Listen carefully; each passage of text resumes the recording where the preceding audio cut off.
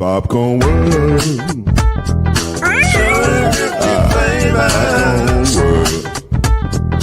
Popcorn World. Yeah.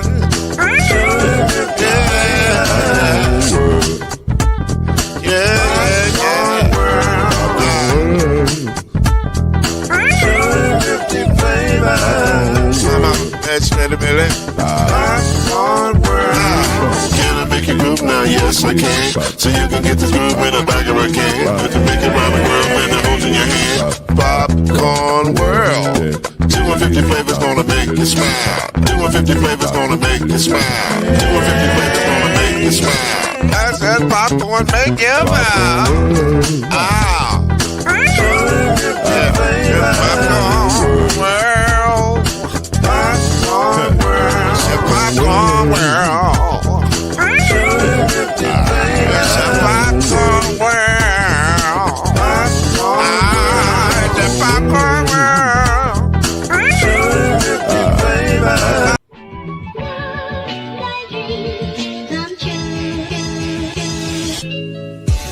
Now it's time for Believe in the ACC with our starting lineup.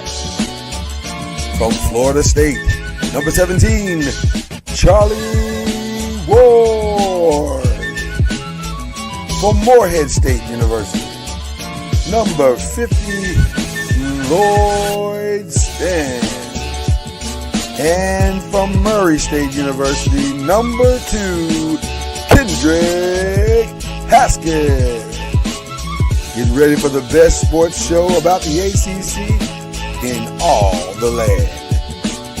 Believe in the ACC starts now.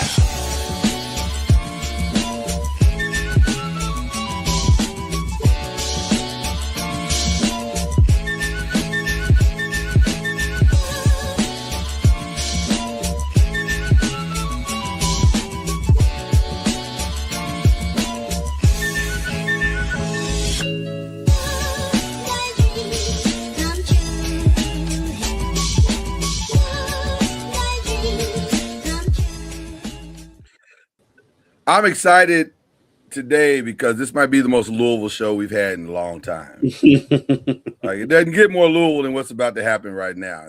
So if you are out of our normal listening range, which we typically are Louisville based, but a lot of people listen to us because we do NBA and different stuff like that. So if you're not in Louisville today, this show might skew away from you just a little bit, but it's still gonna be a good time. Still gonna be a good time. And it's going to be a good time because we have an incredible guest with us this morning on Believe in the ACC. He is Murray State royalty. He is a male high school Hall of Famer. He is the artist on Baltic Records. See, this is Kendrick not knowing. Baltic Records, the album The Coming. I knew that. Oh, you had to come. Oh, you got the coming. You I got don't the have coming. it, but I know about it. All right, You then. told me I didn't know. I knew. Okay, you knew. All right. And he's also, this is the part that's kind of mind-blowing, a horse owner. Multiple horse owners, and his horses are good. And they're about to take over the Derby and all things Louisville. This is the great, incomparable Butch Mosby. His only flaw is that he went to Murray State. That's his only flaw. You left out that he had the record for most completions. Oh, I was going to get to that. I was going to get to while that. at Murray State. I was going to get to that because that's like part of his lure.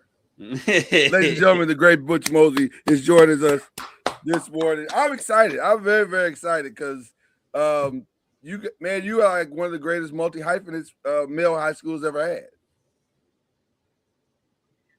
Male high school's got a lot of great athletes, a lot of great alumni that has done a lot of great things, and so I'm just honored that I was able to attend Male High School and also attend Murray State, and so I just want to thank you guys for allowing me to join your show. I appreciate it. Looks like you guys got a lot of content. You have a good time on there, so I'm ready to have a good time. Awesome. I was going to ask: is it a requirement at Male that you be multi hyphenated? Like, because it says you're right. lot of male grads have a lot of stuff behind their name. So is that like in your freshman year in male, they were like, hey, are you going to do multiple things in your life? Like, are you going to own stuff? And yeah, That's why I didn't survive past my freshman year. You're like, you I'm doing know, one it's thing. I actually said this in my Hall of Fame speech, is that, you know, male high school is very competitive. You Yes. know, it's like you competing for, if you on the football team, you're competing for your position. It's not like, you know, I went there as a freshman. There's very some people that go there as a freshman and start, but you know, you had 2 or 3 quarterbacks ahead of you that were already all stars, right? And so if you weren't on the track team, you got people that are fast. Even in the debate team, you got people want to out debate you, right? So it's a very competitive environment, and so from that competitiveness, you know, it sparks you to kind of do things right in life. So Yeah. I Yeah. carry that competitiveness with me still today. Male high school graduates are still competitive to this day. Like they still compete against other male grads and also manual grads and everybody else. Like they still are Yeah. highly competitive, which I guess I like that. I like that the school breeds that type of atmosphere and attitude. It's a beautiful thing. It's a beautiful thing. Right. Yeah, So you know, so within the you know, within school, when we were in school, we were competitive, but as we're older now, it's kind of like male against everybody else, right? And so you say you're from St. X, it's kind of like, you know, hey, we want to compete against you in whatever you're doing. And so there's a few horse owners actually that are, you know, St. X and Trinity guys, and I'm like, oh, we got to beat them. We got to beat them, that's right? So And so, you know, for the rest of us public school kids, it's like male. Of course, we wanted to take male down, but male was the one everybody. that can compete with Trinity and St. X. Yeah. Because- We never. My because- alma mater never competed against male like that. we had our moments at Fern Creek. what high school did you go to? I went to Western High School, but we were in a rebuild. Yeah, I Y'all understand. been rebuilding for 40 We years. rebuilt for a long time. I grew up with a bunch of guys that went to Western High School. We played with those guys in Little League, like Rico Yeah. Hughes. I mean, he Oh, was yeah. he was cold when he was in Little League. He was pretty decent when he was at Western too, right? He So, was. but Mel had just a whole full team, right? So, Yeah. but you guys had some athletes for sure. We definitely had some athletes. It's just we just didn't have enough of the athletes. And shout out to Rico. He's still doing his thing, helping young men develop in football. He's got his football programs going on. He actually sold me my car. And so like Rico does everything. See, And he could have went to Mel. He's multifaceted. I don't think that's necessary, Butch. Let's give us. We ain't got that many, right? That are multi-hyphenated. Let us have our few. Okay. So everybody's gonna want to, you know, whenever we do an interview, everybody's gonna want to talk to you about the game. So let's talk about the game. Let's talk about the record, right? 19 in a row. 22 of 23 against UT Martin. But let's talk about the day. Like, do you remember this day? Do you remember how it started? Do you remember how you were feeling? Like, is there a feeling that goes into that day where you come here like, I think this is gonna be a good day? Like how do you? You know, it's interesting because I haven't talked about this in a long. I think I might have talked about it. A guy from Murray State had a podcast interview me, but I hadn't talked about it since then for a while. And so, if I could think about what happened before that day, when we were warming up in the pregame, you know, I felt really good. It was like it was a cool night, but I felt like warm inside. I mean, I was firing on all cylinders in pregame. I was hitting all the passes.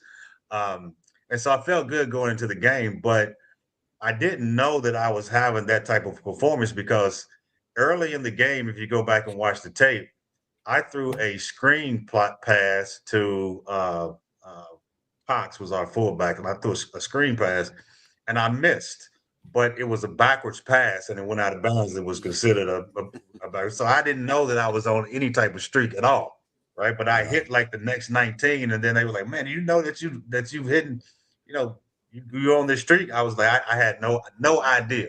And I only missed one pass that whole entire game, and that's because I tried to force a ball. And you know, Coach Nutt after it was when he got interviewed is like he should have had a perfect pass and completion because Wayne McGowan was wide open, but I just tried to force that dig, and so I could have been 23 for 23, but I'm happy with the 22 for 23, right? So wow. And people forget that game was on the road too. It was on the road, and it was a good game too, right? And so it was, it went into overtime. I think I threw the winning touchdown in overtime, right? So it was just it was exciting, and to win it in that fashion and to break the record, I mean, it was definitely one of the the highlights of my career for sure, my life actually. Right. That's what's up. That's what's up.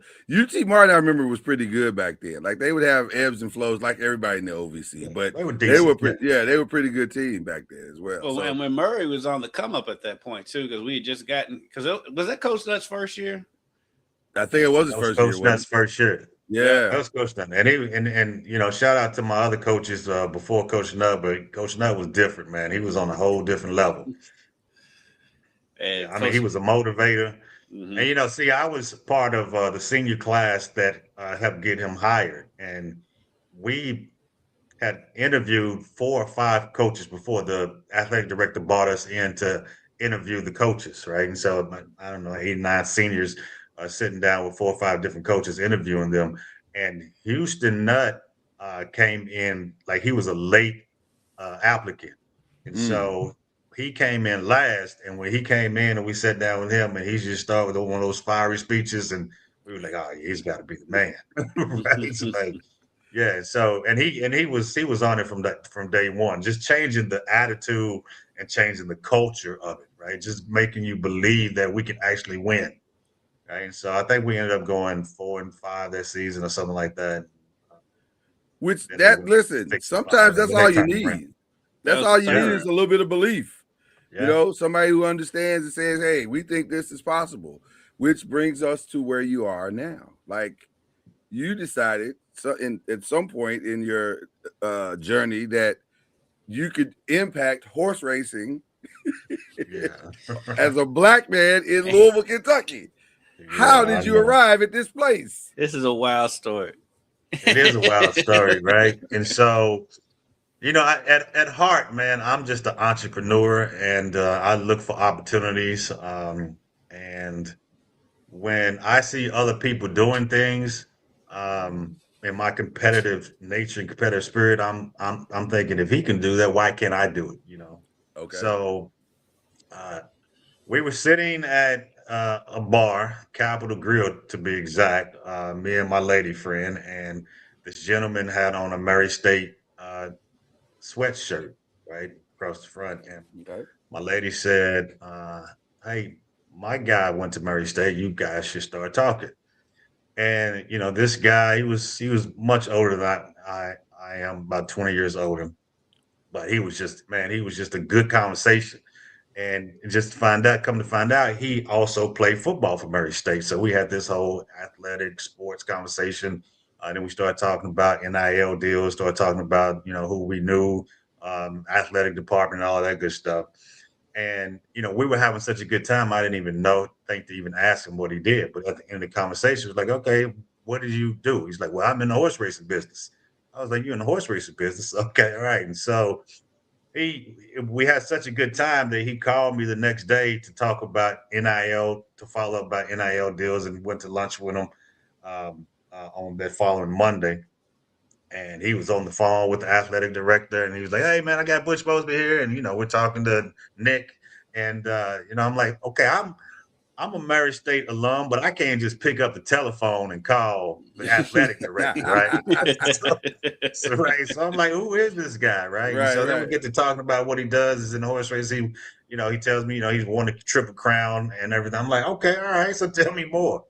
So the next thing he says, "I want you to meet my wife." And so the next Friday, me and my lady went to dinner with him and his wife, and then we hit it off and everything. Then the following week, he was like, "Well, I got some tickets to go to Dubai. I got a horse running in Dubai." I'm like, "What?" So the next thing he gives us 2 tickets to fly to Dubai. and we go to Dubai and watch his horse run in the Dubai World Cup. And we're back there with all the sheiks and all the big, the big people in the industry and all that. And so we were just fascinated by the whole global experience, right? Because we went in Kentucky, we think Churchill Downs and the Kentucky Derby is it, right? But when you look at it from a global perspective, it's horse racing is kind of worldwide. So, long story short, I don't want to bore you guys with it, but he ended up taking us on about a 6 to 7 month tour with all of his horses. Went to the Preakness, went to the Belmont, we went to Saratoga, and along the way we met all of the influential people in the industry. And then me and my lady looked at each other and we were like, you know what, we got to jump into this somehow, right? And so one of those trips was to Keeneland, and we went to the auction and we just said, you know what, we're jumping in right now. We bought our first horse, part of our first horse in Keeneland. That was September 2024, right? So that's how we jumped in, right? Wow. We got a whole tutorial, whole education, and randomly met this guy, and then because we had that knowledge, we went ahead and jumped in. Well, first of all, if you think for 1 second that a story about a trip to Dubai is boring, you clearly don't understand the story you're telling. That's incredible. Yeah. That's crazy. That is very crazy. The world tour you went on ain't got nothing on the tour Tallahassee you about to go on right now with Coach Junior joining the show now. Now listen, I'm gonna tell you something. The best part of our podcast day is seeing Coach Junior in the car going anywhere. It is a good time. So we hope you enjoy it as much as we enjoy it. Coach Ward, we give you the head coach of Florida A&M University basketball and an all-around good guy. We don't usually talk Heisman. What did you say? Much. I couldn't hear you. I said you are the coach of Florida A&M basketball and an all-around good guy. Thanks. See, I told you, Butch, it's gonna be a good time. And this, you keep going in and out. I'm on the road. We know. To work. we know For a meeting. that's what makes it so special.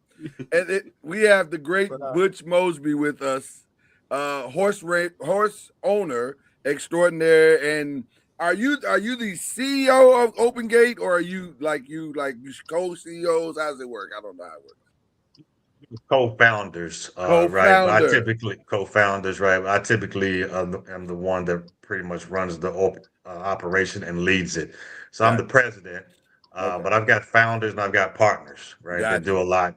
Typically whenever I'm having a business, I got a business or we start an organization, that I'm in the front, but I've got a whole team behind me that are helping out. So. Gotcha. I think my wife went to school with one of your partners, Lamar, I guess is his name. Yeah, Lamar Young. Yeah. She was like, I know Lamar. I was like, okay, I'll tell him. Yeah, brother Young, he's been pretty instrumental. He's like the brains behind the scenes, right? So every once in a while he pops out, put his suit on, and makes us look good. But yeah, we talk pretty much every day, all day long, going back and forth with different ideas and stuff. And so, but yeah, we got a team, man. Awesome. So I have a question for Butch. Is that okay if I ask a question? Absolutely. Before you ask the question, sir, I'd like to let you know that you were my favorite quarterback in college, right? So I always try to emulate your style, right? So it's an honor to be on here with the great Charlie Ward. You're a QB in college. I was, yeah. Well, he set their record the year you won the Heisman. I'm thinking we should have a stat off. No, I'm just kidding. His stats. He had way more skills than I had. He had a little step up in competition. There's always somebody out there better. So you got to run your own race to the best of your ability. I'm ready for your question.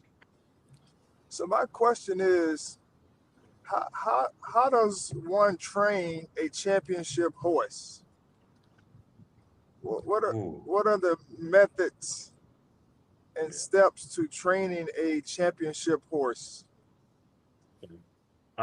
Good question, man. And our organization, just kind of give you a little background of how we set up. Our organization, Open Gate, is more of a horse racing management company, and we manage the investors, manage the partners, manage the schedule, and then we partner with a trainer. And our trainer's name is Rodolphe Brissett, and he's one of the top 50 trainers in the United States. And so it's mostly up to the trainers to train those horses, and they have different styles. Some of them run them really hard, and some of them wait till they develop and run them a little longer. It's kind of like track practice, right? They out there, they practice pretty much every day, but they run their sprints about once a week. They call that a breeze, right? So one of the things that is very important in developing a championship horse is his pedigree. And so, what does his bloodline look like? And so, Secretariat blood, does he got a Secretariat bloodline, or do they have a Mishumo bloodline?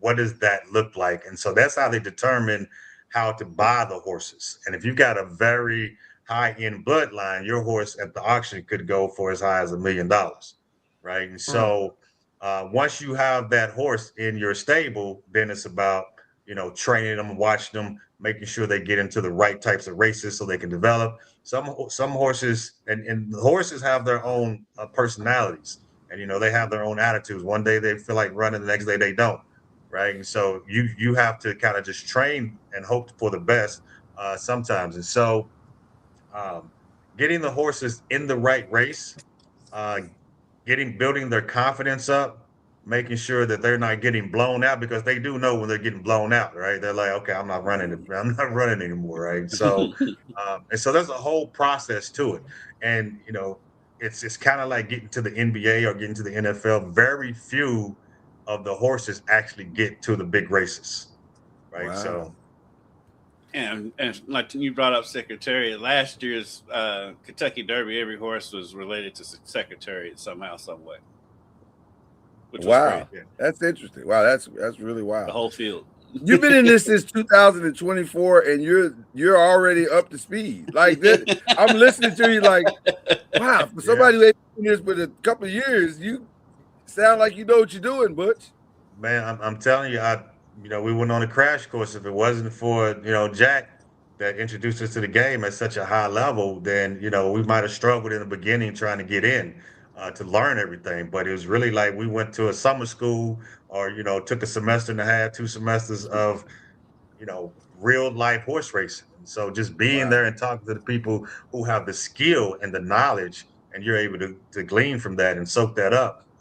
It's very helpful for us, right? So if it wasn't for him, I wouldn't be able to spit it like this. So, and I do my study, and now I watch old races at night instead of watching old football games or old ESPN or whatever. Right, I'm watching old horse racing games, old horse races, right? I'll watch the '79 Preakness.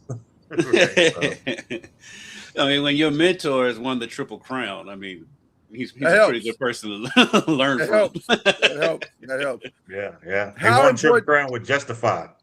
Okay. How important is the entry point to this field? Like you're coming in, like you said, with the credibility, instant credibility. How important has that been to the success that you're seeing so far? Give it to me again. How important, Lincoln? You said you talk about the knowledge that he's giving you, but how important is how does that bridge the gap, like with where you are now? Like you have a horse right now that's running pretty well, right?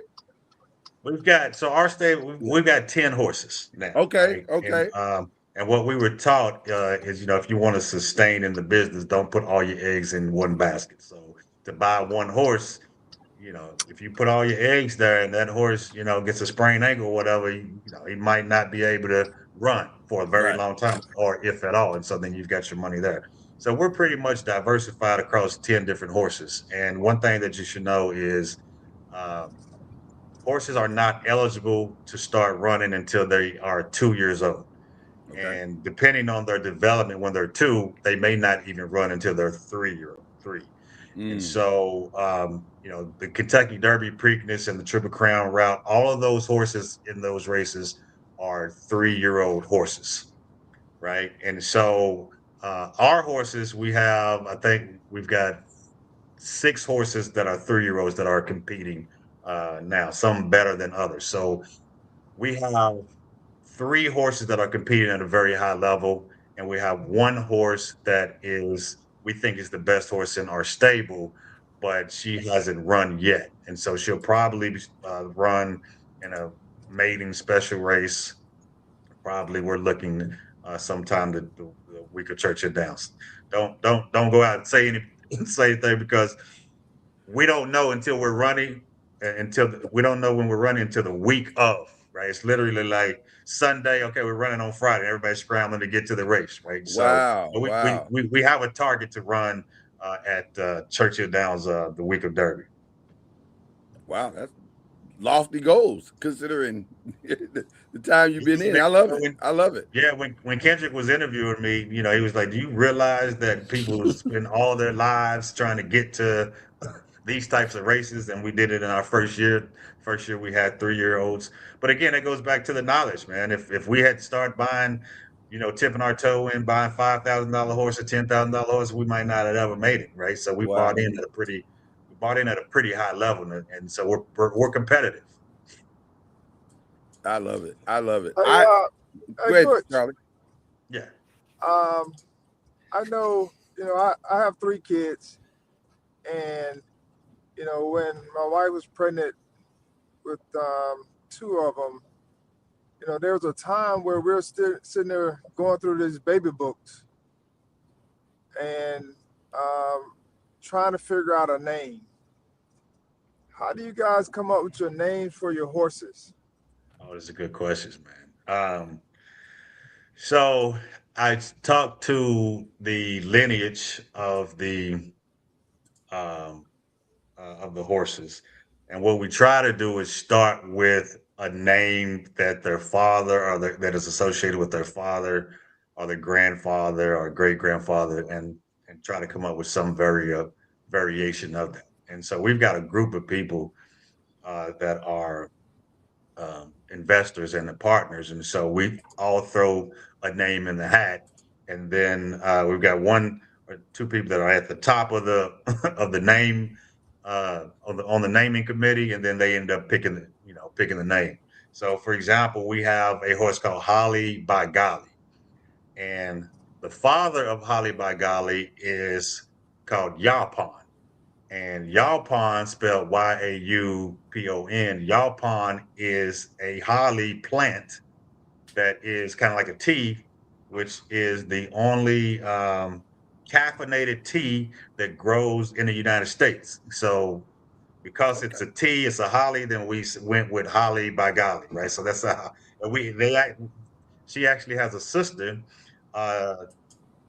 who also's name is Yaupon, and so we named her Caffeine Fix because it's caffeine, Yaupon, blah blah. So that's kind of how the process goes, right? Okay, I never knew that. I never understood how they came up with these names. I just figured, that's how we do it. Some people do, they'll go, they'll name them after their kids, or they'll name them after their pet dog or something like that, right? So we got another horse called City Is Mine, and his father's name is City of Lights.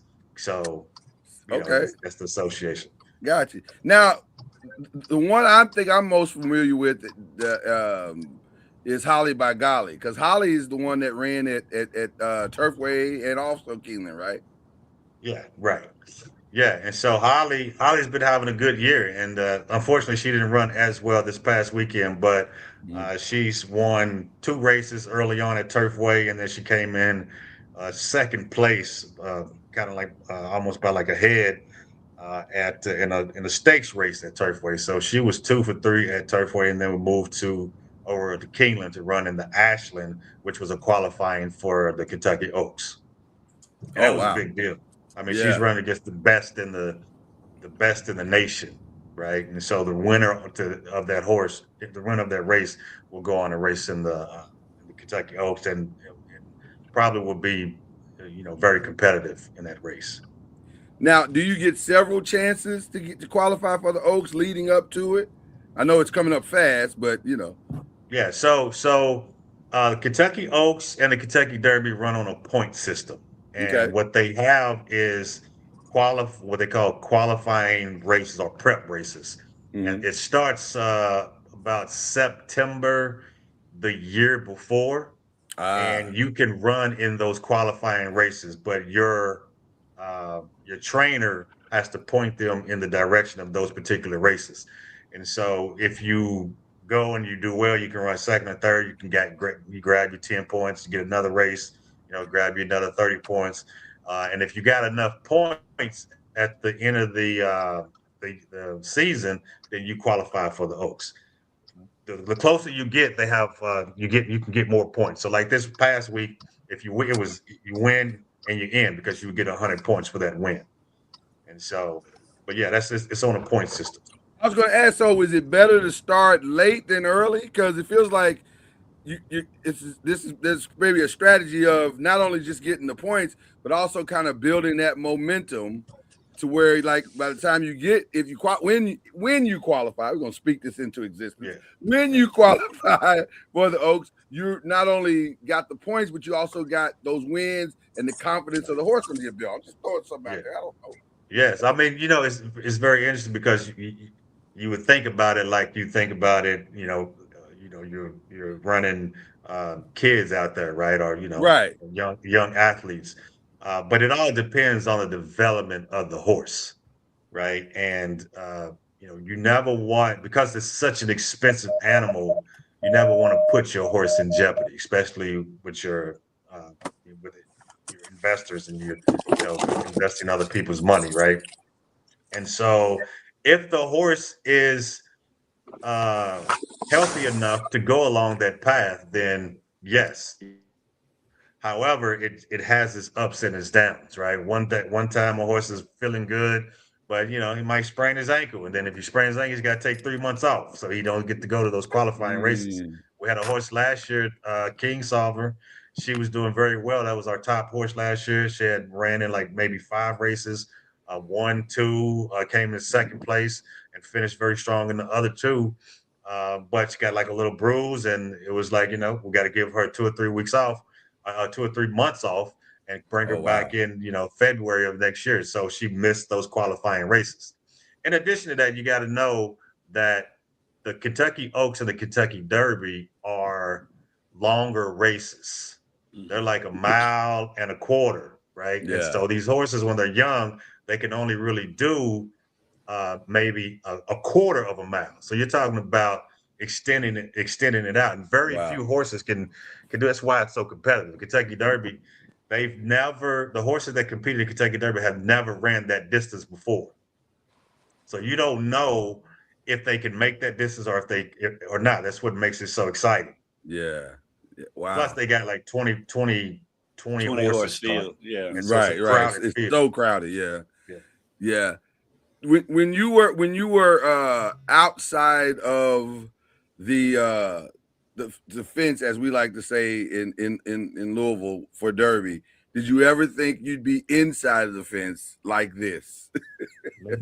Until I went to Dubai, I never even thought about having a horse or even being involved in the horse racing industry other than being a spectator and going to derby parties. That's it. We grew up going, having derby parties. It was already special enough that I was able to get to a point where I can afford to go to derby, right? Because, derby is expensive, right? And so it wasn't even a thing. So once I started to get to a position where I can go to derby, I'm like, okay, I like going to derby. Like, how can I go to derby every year? Now it's like I'm on the other side as an owner, and it's a whole different ball game, a whole different experience when you go in as an owner versus going in as a spectator. What's the biggest thing you've learned since you've been an owner? The networking possibilities and the opportunities to talk with people that could help you in business that you're doing other businesses, right? And so, I mean, there's a lot. It's kind of like going to the golf course and you networking and going with people who, you want to do business with. I meet so many people back there that are doing so many different things, especially as an entrepreneur. You're like, oh man, maybe you can help me do this. Like maybe you can give me some insight on that. It's like, it's like going to Harvard or something, right? You got this network of people that you can tap into that could help you out in life and business and other things, right? So such a lot of high profile people back there, man. And they're down to earth. Once they've realized that you're an owner, they're like, oh, come on in. But you got to have the credentials, right? So you got to have the bloodlines. You got to be able to talk that talk. And once you're able to talk that talk, they're like, oh, okay, come on in. They don't care what color you are. They're like, okay, he knows what he's talking about. So yeah, man, that's the one of the biggest things. I was going to ask that, like, how has the reception been as a minority owner? Has it been pretty seamless, or does it matter at this level? No, I haven't felt any. There's not a lot of us in the industry, right? Right. So, but I haven't felt any pushback from the horse racing community as to what we are trying to do. We're not just trying to be horse owners, but we're also trying to open doors for other people that look like us, right? And so we're proactively going out to people, that look like us, black and brown, not limited black, but black, brown, diverse, different types of people who may never have this opportunity. And so we sit and talk to them and tell them about the investment and all that good stuff. And, that's our intention. We're intentional about that, right? And so the people that we come across, we tell them, like, this is what we're doing. And we showed up at Keeneland with, 15 brothers and sisters.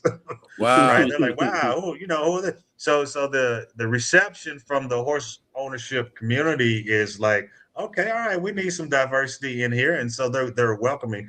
If there is anybody that's looking at us, it's actually from the spectator standpoint, like, oh, these brothers walking in here with all of this, going into the paddock and stuff. Right? I love that. So, I love that. I wish I could see you guys walking in like a scene from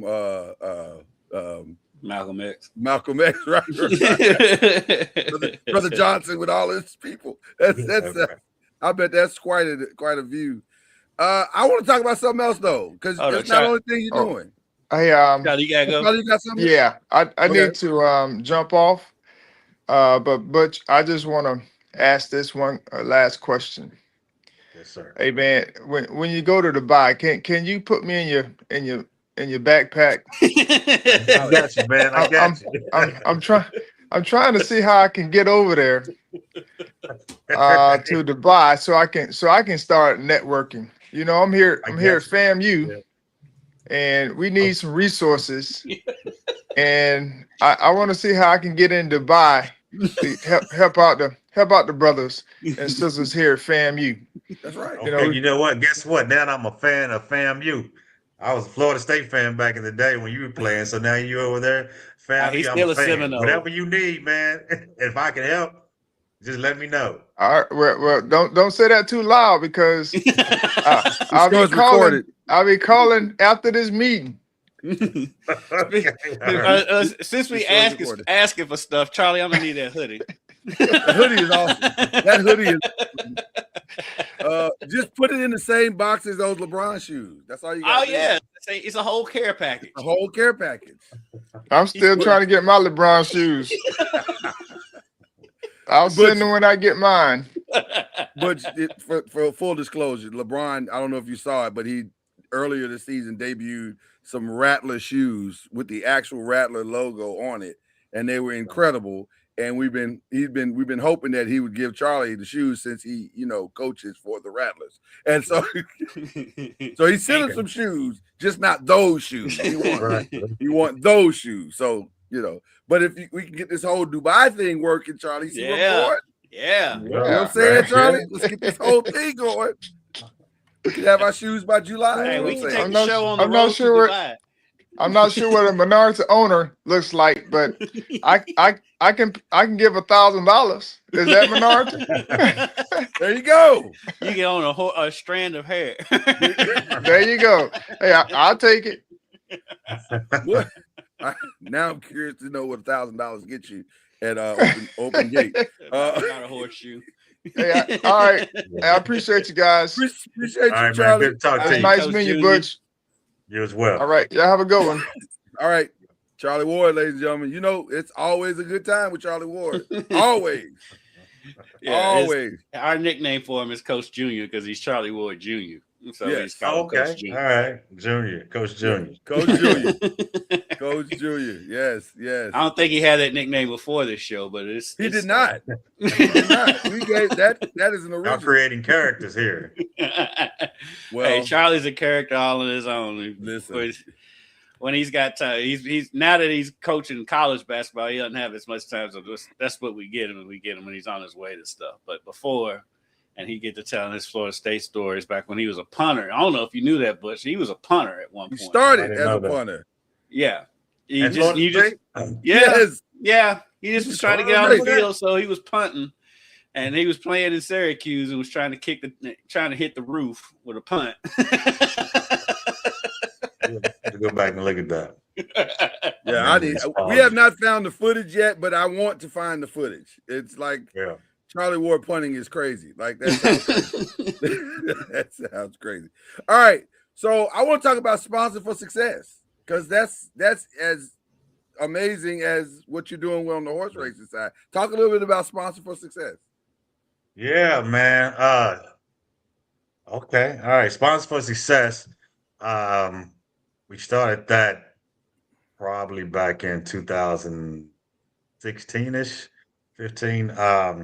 It actually started out as sponsor for sports because it was sports that obviously allowed me to go to college. And also, I don't know if you know, but I ended up playing football in Germany for several seasons. And so once I got to Germany, that kind of like opened my eyes to the possibilities of what one could do instead of being like in this closed-minded environment and born and raised in Kentucky.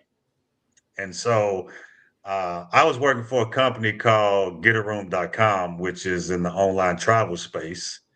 And I knew that we were going to sell this company, and I had a stock option package, and I knew that I was going to end up retiring from corporate America, and I wanted to do something that gave back to the community that raised me. So one day I was sitting in Starbucks in Dallas, and these kids came up to me and asked me to buy some candy bars.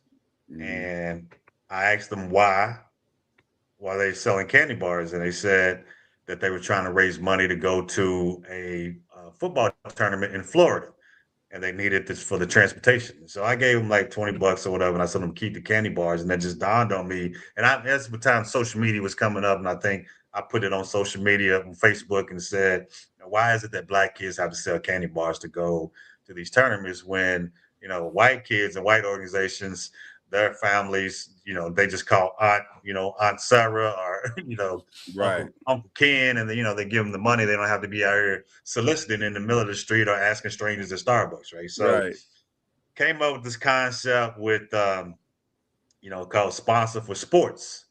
And, I put it out on social media and said, I'm looking for any athletes that need some help. And this was right when crowdfunding and GoFundMe was on the rise, 2015, 2016. Yeah, and, I somebody came to me and said, we've got the Little League football down in the West End that needs help. And literally, I put out a social media Facebook post and asking for like $1,500. In 24 hours, I had $1,500. I was like, oh, okay, all right. Wasn't a lot of money, but I was like, okay, people are willing to help, right? Yeah. And so that's how Sponsor for Sports started. And then I got with Brother Young, who's helped co-founded Sponsor for Success. We changed the name from Sponsor for Sports to Sponsor for Success because more people needed help in music, in education. And so we couldn't just limit it to sports. And so that's how Sponsor for Success started. And so we've helped over 500 kids, raising money for them to do anything from, buying books to go to school, buying instruments for the band or whatever. We've sent kids to Africa, to Europe on educational tours. They're educated. They get invited, but then they come back to mom and say, "Well, the trip is $4,000." Right, and then kids who families may have financial struggles won't be able to go. And so we were like, we don't want any kid that is connected to us not to be able to stay on this path towards success just because of financial reasons. So we started raising money for these particular types of things. So that's, the nuts and bolts of how Responsible Success started. Let me tell you why that's important to me, because I am a product of those type of programs. I went to school on a scholarship where a businessman in Louisville decided, hey, I'm going to sponsor some kids in schools that don't necessarily get those type of scholarship opportunities.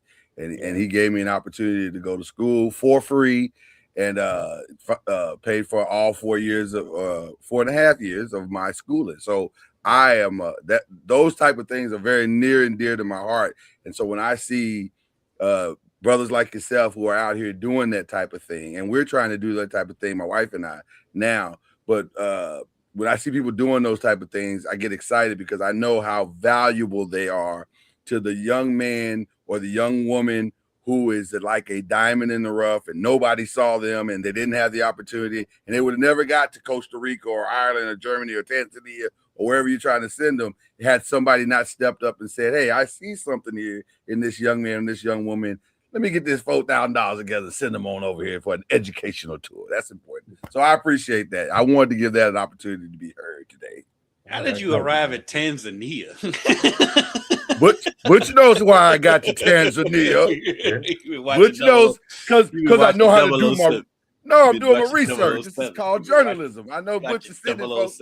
No, Butch is sending folks to Tanzania. We could have used y'all in '98 when we won the flag football championship, and they wanted to send us to New Orleans, and we couldn't afford to go. Where were you in '98, Butch? Yeah, we was dominating flag football in Murray. Yeah. That's hilarious. We wasn't a fraternity, so we didn't have any backing. Oh my God, that's hilarious. That's hilarious. But listen, man. The things that you're doing, man, are incredible right now. I'm so excited and proud of you, man. This is I love to see Louisville guys doing their thing, man. This is so cool. It's, being able to travel and to see, after I came back from Germany, I was in online travel for 18 years. So first company I worked with was hotels.com. Then we sold that company to Expedia. And then the guys that started hotels.com started getaroom.com, and I jumped on with them. So I had a 18-year career in online travel, which afforded me to be able to travel around and see a lot of different people, talk to a lot of different people from all walks of life. I even lived out in California for a while. That's a whole different ball game than living in Dallas, Texas, right? And so all of that has shaped who I am. And then when I come back to Louisville, was so slow, man. It's Louisville was like 7-8 years behind everything, right? So, yeah. To come back to be able to share some of that knowledge with some of the people here and tell them, hey, the world is much bigger than Louisville, Kentucky. It's bigger than University of Louisville basketball. It's bigger than the UK U of L game, right? It's big.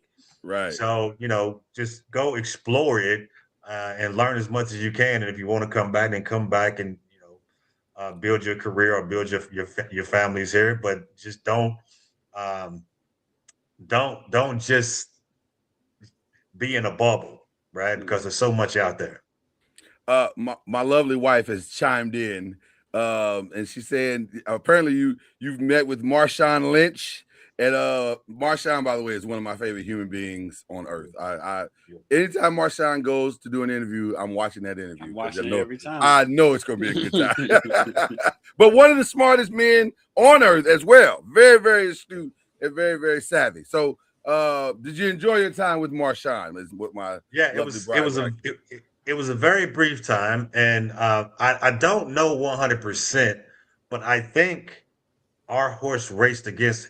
Well, he's in the industry, and so our horse raced against his horse in the Ashland. I believe that to be true because he was in the paddock with a group of owners that I know that we were racing, but I don't know 100% if he's a part of that ownership group.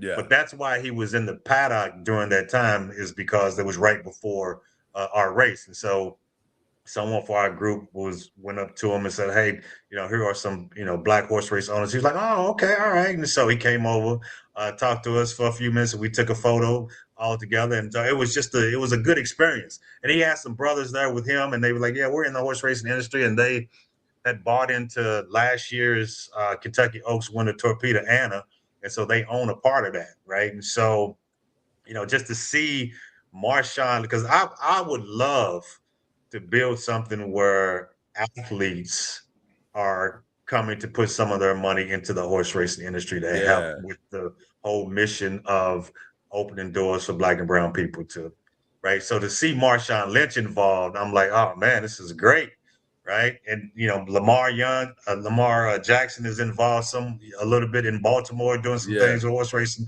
and just to see the athletes get into it, I mean, I love that. And so hopefully we can make connections like that, exchange telephone numbers, and just see what the possibilities are. So, and I'll tell you what, Kendrick, you've been covering horse racing forever, so you could probably testify to this as well. I think the horse racing industry needs this. Like, it needs an injection of new blood, new ideologies, new faces, because right now it's kind of been very, very stagnant. And like, the Derby is still the Derby, and it's still a good time, and it's still the biggest horse race on planet Earth. But it's like the lure of it that we grew up with is not quite the same as it used to be, and it needs more guys like yourself who can bring new faces and new energy. I mean, right now it's like you think of horse racing, you really just think of Bob Baffert at this point, right? And Baffert's getting up there in age. Todd Pletcher's still around. The crazy thing, Butch, I don't even know if you know it, but there's only been one horse trainer from Louisville to win the Kentucky Derby, and that's Brad Cox, and he won by the disqualification that when Baffert's horse got DQ'd a few years ago. So that's the only time anybody from a trainer from Louisville has won the Kentucky Derby. And so I know that. That's wild. So Brad's got 2 horses up on the points lead. I think he has the most points. He's got the 2 points leaders and 3 of the 5 this year. Wow. And so it's a hard game. It's very hard. It's very hard. And I was telling Butch that, I was like, man, it's not normal for you to be here this fast. Well, what's funny, Butch, Kendrick does a lot of stories every day, but he was super excited about this. He said, Lord, you're not gonna believe what I just did. And I was like, really? I said, that sounds interview worthy, because I'm very curious about guys that do the opposite of what everybody expects. And this is definitely one of those I'm doing the opposite of what everybody expects type situation, which means you're gonna always have our full support. Anything we can do to help, we're gonna do that. Connect you to whoever we can connect you with. But this is a very unique situation, because I think if you do this right, man, history can be made. I think you're already doing that. I think you're blazing a trail that I've not seen blazed. I don't know anybody that looks like you that's been doing horse racing and has had this much success this fast. Because it was black jockeys used to be the main ones running the horses in the early days of horse racing. It kind of got away from that. I think Kendrick Carmouche might be the closest that we have right now actually riding the horses. But us as African Americans have a long history with horse racing, so it's good to see us getting into the ownership part of it. Because we've been the groundskeepers and the jockeys and all of that, but to see us being on the ownership part of it, man, it's just so good to see. So I'm almost afraid to ask you this question, but in 5 years, do you see yourself standing in the winner's circle at the Derby? Like, is that where is that the goal, or what is the goal? Well, I'm really competitive, right? I love it. I got to tell you. Butch, talk reckless. This is your time to talk reckless. And so we want to be in the winner's circle. Absolutely, at Churchill Downs would be the ultimate, right? That's that would be the ultimate, right? However, with that being said, we've been in the winner's circle on a smaller scale, and we love that feeling of being in the winner's circle. We get our picture taken, holiday, we get a trophy for stakes wins. So yes, we want to be in the winner's circle. All right. I love it. On one side of it, the other side is we want to open the doors for as many people that look like us, right? And so, if I can get 50 people in as owners going to Churchill Downs, right? That is just as makes me feel just as good as being in the winner's circle, right? And then that continues to grow, and we can build something that is sustainable. And I'm not saying we're going to change the face of horse racing, right? I might get shot for saying that, right? But it's like if we can inspire people that look like us, and not only just us as older guys, but the younger generation as well. The equine industry is a industry, right? It's not just about the horses run. They got veterinarians, right? They've got all kinds of trades that you can learn within the equine industry. They got scholarships that you can go to for equine. And so I want to inspire a group of people that look like us to be involved in the industry year round versus just on Kentucky Derby week. I love the it. whole industry. Like you said, I love it. The equine industry, and the University of Kentucky has a very, very good equine educational system there. I think U of L has an equine program as well. And so, there's other avenues you can go in when it comes to horse racing. There's so many places, and Butch, you could talk about it too. When you go on the backside of a racetrack, it's a whole different world.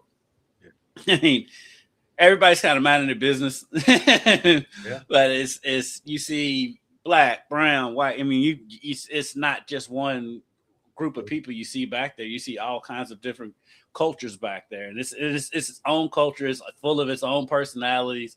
When I was hiring my new reporter, I was telling her it's like the best part about covering horse racing when it comes to the Derby is like there's always a story to tell because there's some characters back there. Great story. Great some characters in horse racing, and I'm sure Butch, you've come across a few characters yourself. If you want to specifically know more about what Butch and his team is doing, you can go to oghorses.com and check out everything. It's a phenomenal website. It's easy to navigate, so it's got all the information. I don't know if it has contact. I guess I'm assuming it has contact information if you are someone who saw this and you're like, I want to get in. Look, my wife's not, listen, baby, we ain't there yet. We getting there. We on our way. We'll call Butch in a little while, but we still in the Go Butch Go stage. We're in the Go Butch Go stage right now. We'll get to the hey Butch, let's talk stage of the whole thing. But I love it. Let me get a strand of hair. Let's talk. Can we talk sports for a minute just before we let you go, man? Can we talk like some local sports and large? Because you mentioned that a lot of what you started with an NIL conversation. How much would Butch Mosby had loved to been able to take advantage of the NIL situation? How do you feel about the NIL situation? So, first of all, NIL.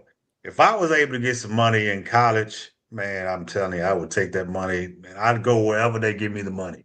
Right. I grew up in humble beginnings. I wasn't, dirt poor or anything like that. But college is expensive. Even on a full ride scholarship, you still had to have day-to-day money to survive. So I don't know if you remember this or not, Kendrick. And this is probably illegal back then. I was the team barber. I taught myself. I was so broke. I didn't have. I couldn't get a haircut. So I think somebody gifted me a pair of clippers. And I learned how to cut my own hair. And so once I straightened up my line and I had my fade going, other people were like, man, can you cut my hair? So I ended up becoming the team barber. Thursday nights, 15, 20 head people were coming up to the room and I was cutting their heads. And that's how I survived in college, was as a barber. Now, that's probably against the rules, right? It's like a job. Yeah. And trying to survive. It's a job they couldn't catch you on because everybody's paying in cash. Right. You can't trace that one. Yeah. Right. My homeboy Julian Wallace took up the trade after you left. That's right. And so So if you go to NIL, I'm all for. I was all for paying the athletes. I was all on that side. Now, with that being said, it's kind of like the wild, wild west. It's like out of control. Right. It's like people throwing money here, throwing money there, and then now they become these guys, these young guys are thrown into like more becoming professional athletes.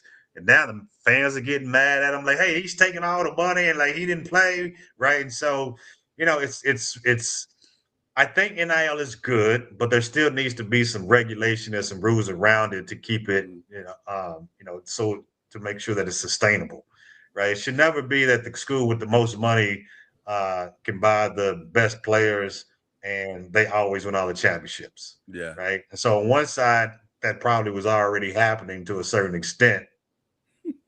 Yeah. On the other side, we just know how much it costs now. Right. You get the right group of people together, and all of a sudden it becomes more competitive. Yeah. Right. So I'm on the fence with it, man. I'm for the kids who make the money. I'm not for all the shady back stuff that goes on behind it, right? So it's a weird atmosphere. These last 4 years that we've been covering it between the NIL and the transfer portal has been crazy. Like I'll just be honest with you. As journalists, we're just like in awe of everything that's going on a regular basis.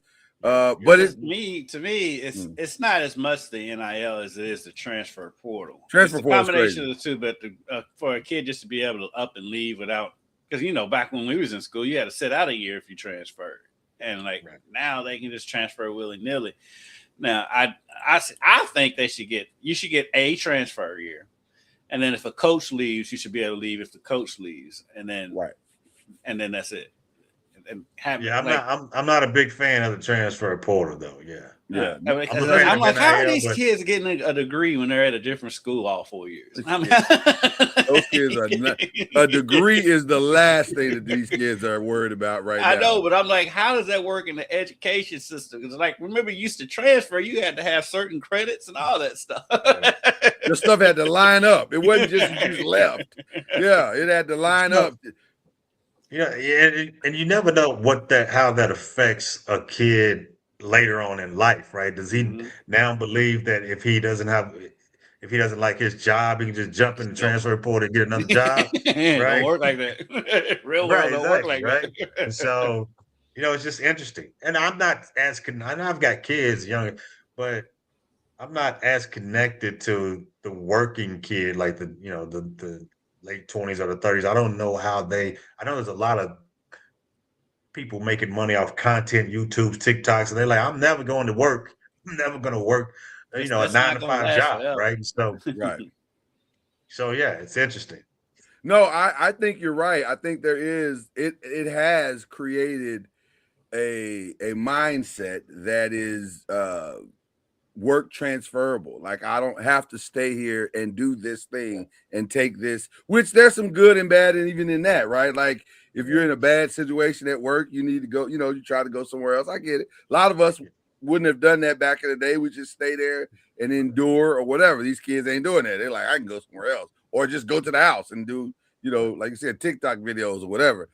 I'm conflicted even about that because you want longevity, and it's a message that you end up having to teach your kids and saying, listen, that's really not how the world works. Like you can't just up and leave every time things don't work out the way you want. And you're seeing that with so many players applying for extra years of eligibility. Like the guard at Tennessee last year, Denzel Aberdeen, who played for Kentucky this past season. He's played his 4 seasons.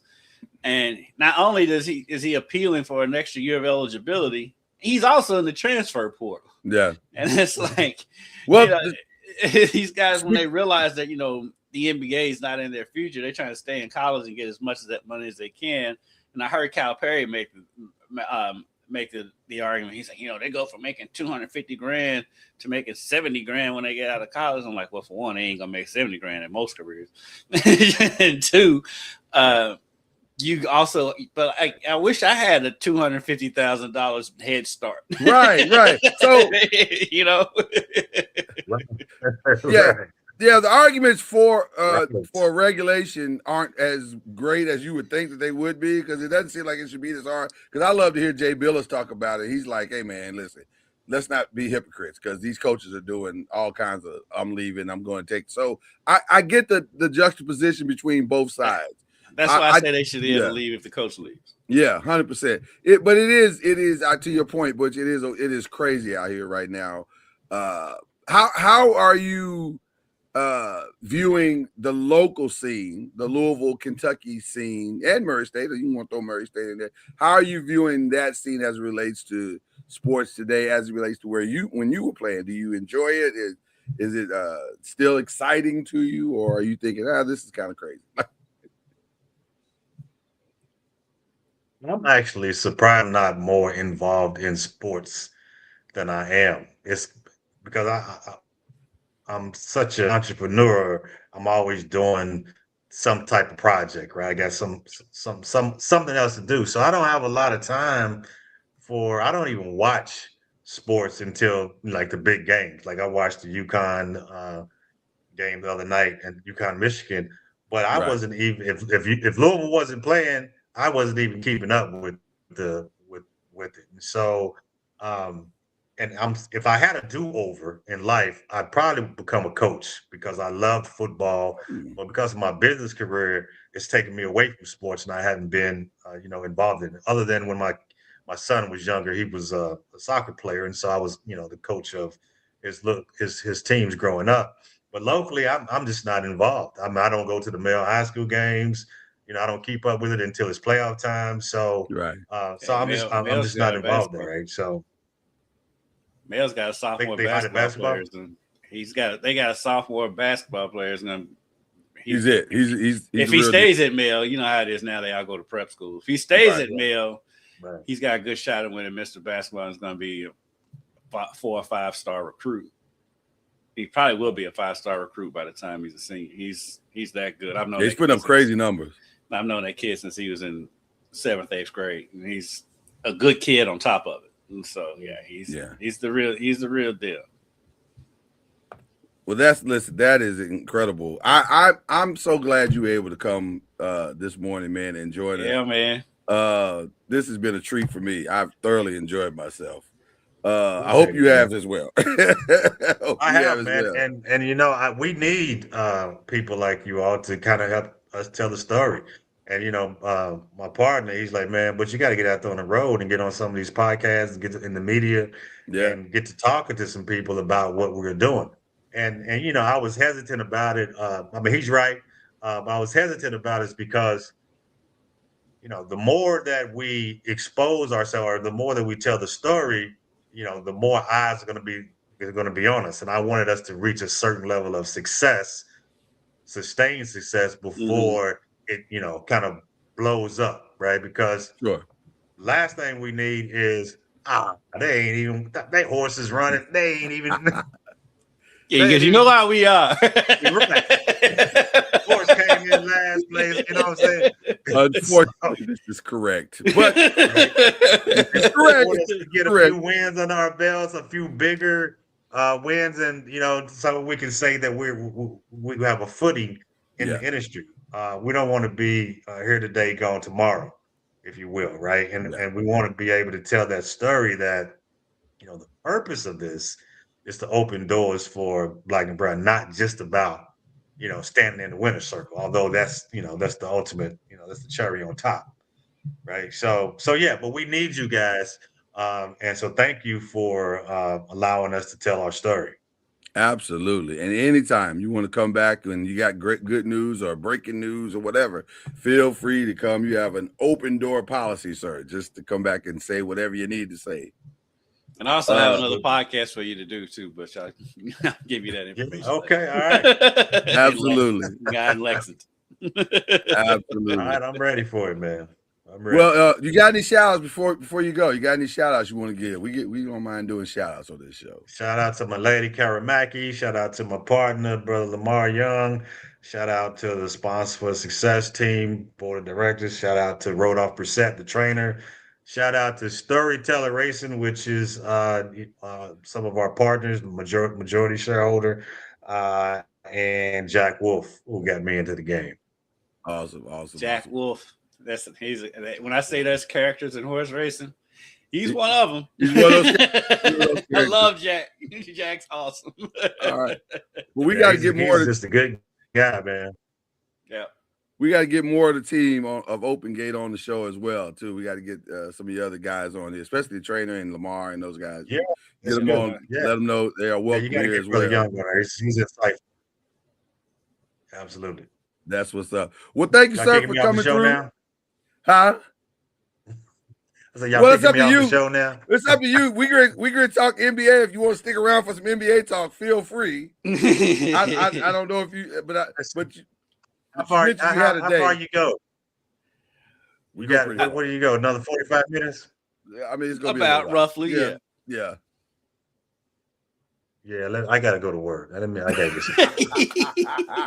That's gotta be a whole lot of me saying LeBron's got gout. And he does not have gout. I don't know why you keep. I don't know why you keep saying that. It's not true. What now that Luka and Austin Reeves are it's not true. The gout thing is not true. You see, he's the reason why we don't have these shoes yet. This guy right here, right there, is the reason.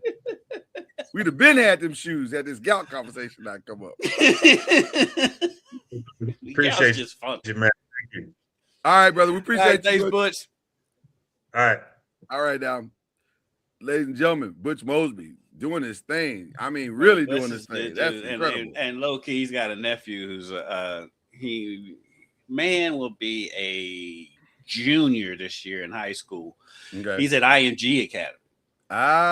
So he's whatever sport he's playing. He's playing football. He's a defensive back. He's really good. So I'm like right in between Butch and his younger brother. It's like Butch is 3 years older than me. I think his younger brother is like 2 years younger than me, 2 or 3 years younger than me. So I'm like right in between the Mosby family. So I've been knowing them for a long time. Just good people, hard workers, competitive, and they look to give back to the community. They're just really good people. No, listen, which is one of the reasons why I mentioned the nonprofit. That type of stuff is so important, and it doesn't always get the sponsor, like places like things like sponsors are so important. They don't always get the voice that it needs to be able to keep flourishing and keep bringing in the dollars. The nonprofits is so hard to bring the dollars in, especially today when the dollars aren't flowing like that, like it used to flow. So if you can give a voice to any of those nonprofits, you need to give it to them. So shout out to Butch and those guys doing amazing things with their platforms. Okay, so that was BLEAV, and that was the horse racing side of BLEAV. We don't usually give you a horse racing side of BLEAV, but we've done that today. But we do have to talk a little bit about the games that went down this past weekend. And by the way, both games extremely anticlimactic. Like there was nothing to get excited about in either one of those games. The one thing I think we learned in both games that you can't coach height. Right. I mean, Michigan is just bigger than everybody. They're big and talented.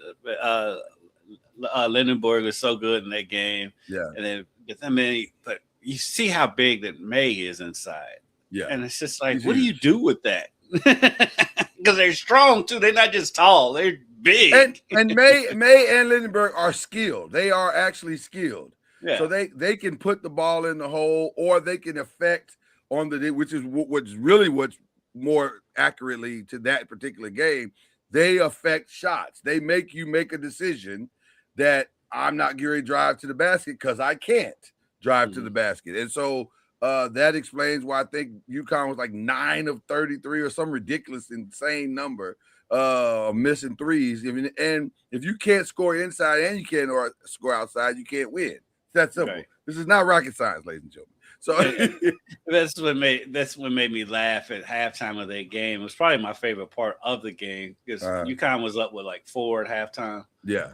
And Kenny and Clark Kellogg going on and on about how this is the game UConn wants to play and blip, blip, blip, blip, blip. And Charles was like, Michigan hadn't made a 3 and they're only down by 4. Right. It's like, and I said, he's like, y'all right. They doing all of that, but they're only up by 4. Yeah. and that's true. They've achieved nothing. Like it wasn't a good game for UConn because they did all the things they wanted to do, and it wasn't. It was barely working. Yeah. And Michigan wasn't making any threes, which Michigan makes a ton of threes, and they right. still only made 2 or 3 threes in the game. They made 2. They made 2. But when the one they needed, the dagger, they got that was a dagger, right? Exactly. And so if Michigan is in the game and they're not making threes, yeah, it's not a good sign. No. Right? It's not a good sign. I agree with you. I was like, I don't know what game Kenny and Clark are watching, but I love Kenny, but a lot of times I don't know what game Kenny's watching. sometimes it is a mystery that you know what game Kenny is watching. Like, are we watching the same game? I feel like we are. And then also on the women's side, also very, very, very anticlimactic. Although we got to a very not intense argument, but a significant argument on Tuesday. Shout out to the guys of the 5. They're talking about, was there any emotional and psychological layover from the Gino Auriemma experience in that UConn game? And it seems like South Carolina sold out tremendously for that game to win that game. And then all of the things that happened in the game and then after the game and then after the game, did any of that spill over into the championship game? Not giving UConn an out. Not UConn. Not giving South Carolina an out for the UCLA game because UCLA is tall. And they use their tallness to tall with 3-point shooting. Right. And by the way, after watching the two teams, not really sure what South Carolina, South Carolina prides themselves on their defense and being able to set their defense after scoring. The problem was they couldn't score. Right. And so you can't score, you can't set a press, you can't put pressure. That's the ball game. You don't, because you're not tall enough to do anything else. Yeah, you're not getting offensive rebounds. No, against Betts and the crew. That was a game. I was surprised. I as far as the layover from the UConn game, I don't think it was necessarily the Gino Auriemma stuff. I think it was just, like you said, they put so much into beating UConn because they had a stat the other day. They're talking about all the teams that have beaten UConn in the tournament go on to lose their next game because they put so much into beating UConn, beating UConn, and then you got to play another game, right? And so I think that was as much to do with it. But at the same time, I'm not taking anything away from that UCLA team. They were dominant. Let me say they had bigs that were not only just big, but they're athletic. They basketball IQ through the roof. The play that stood out to me was in the second. The game's already in hand, but it's a loose ball. They kick it back to Betts.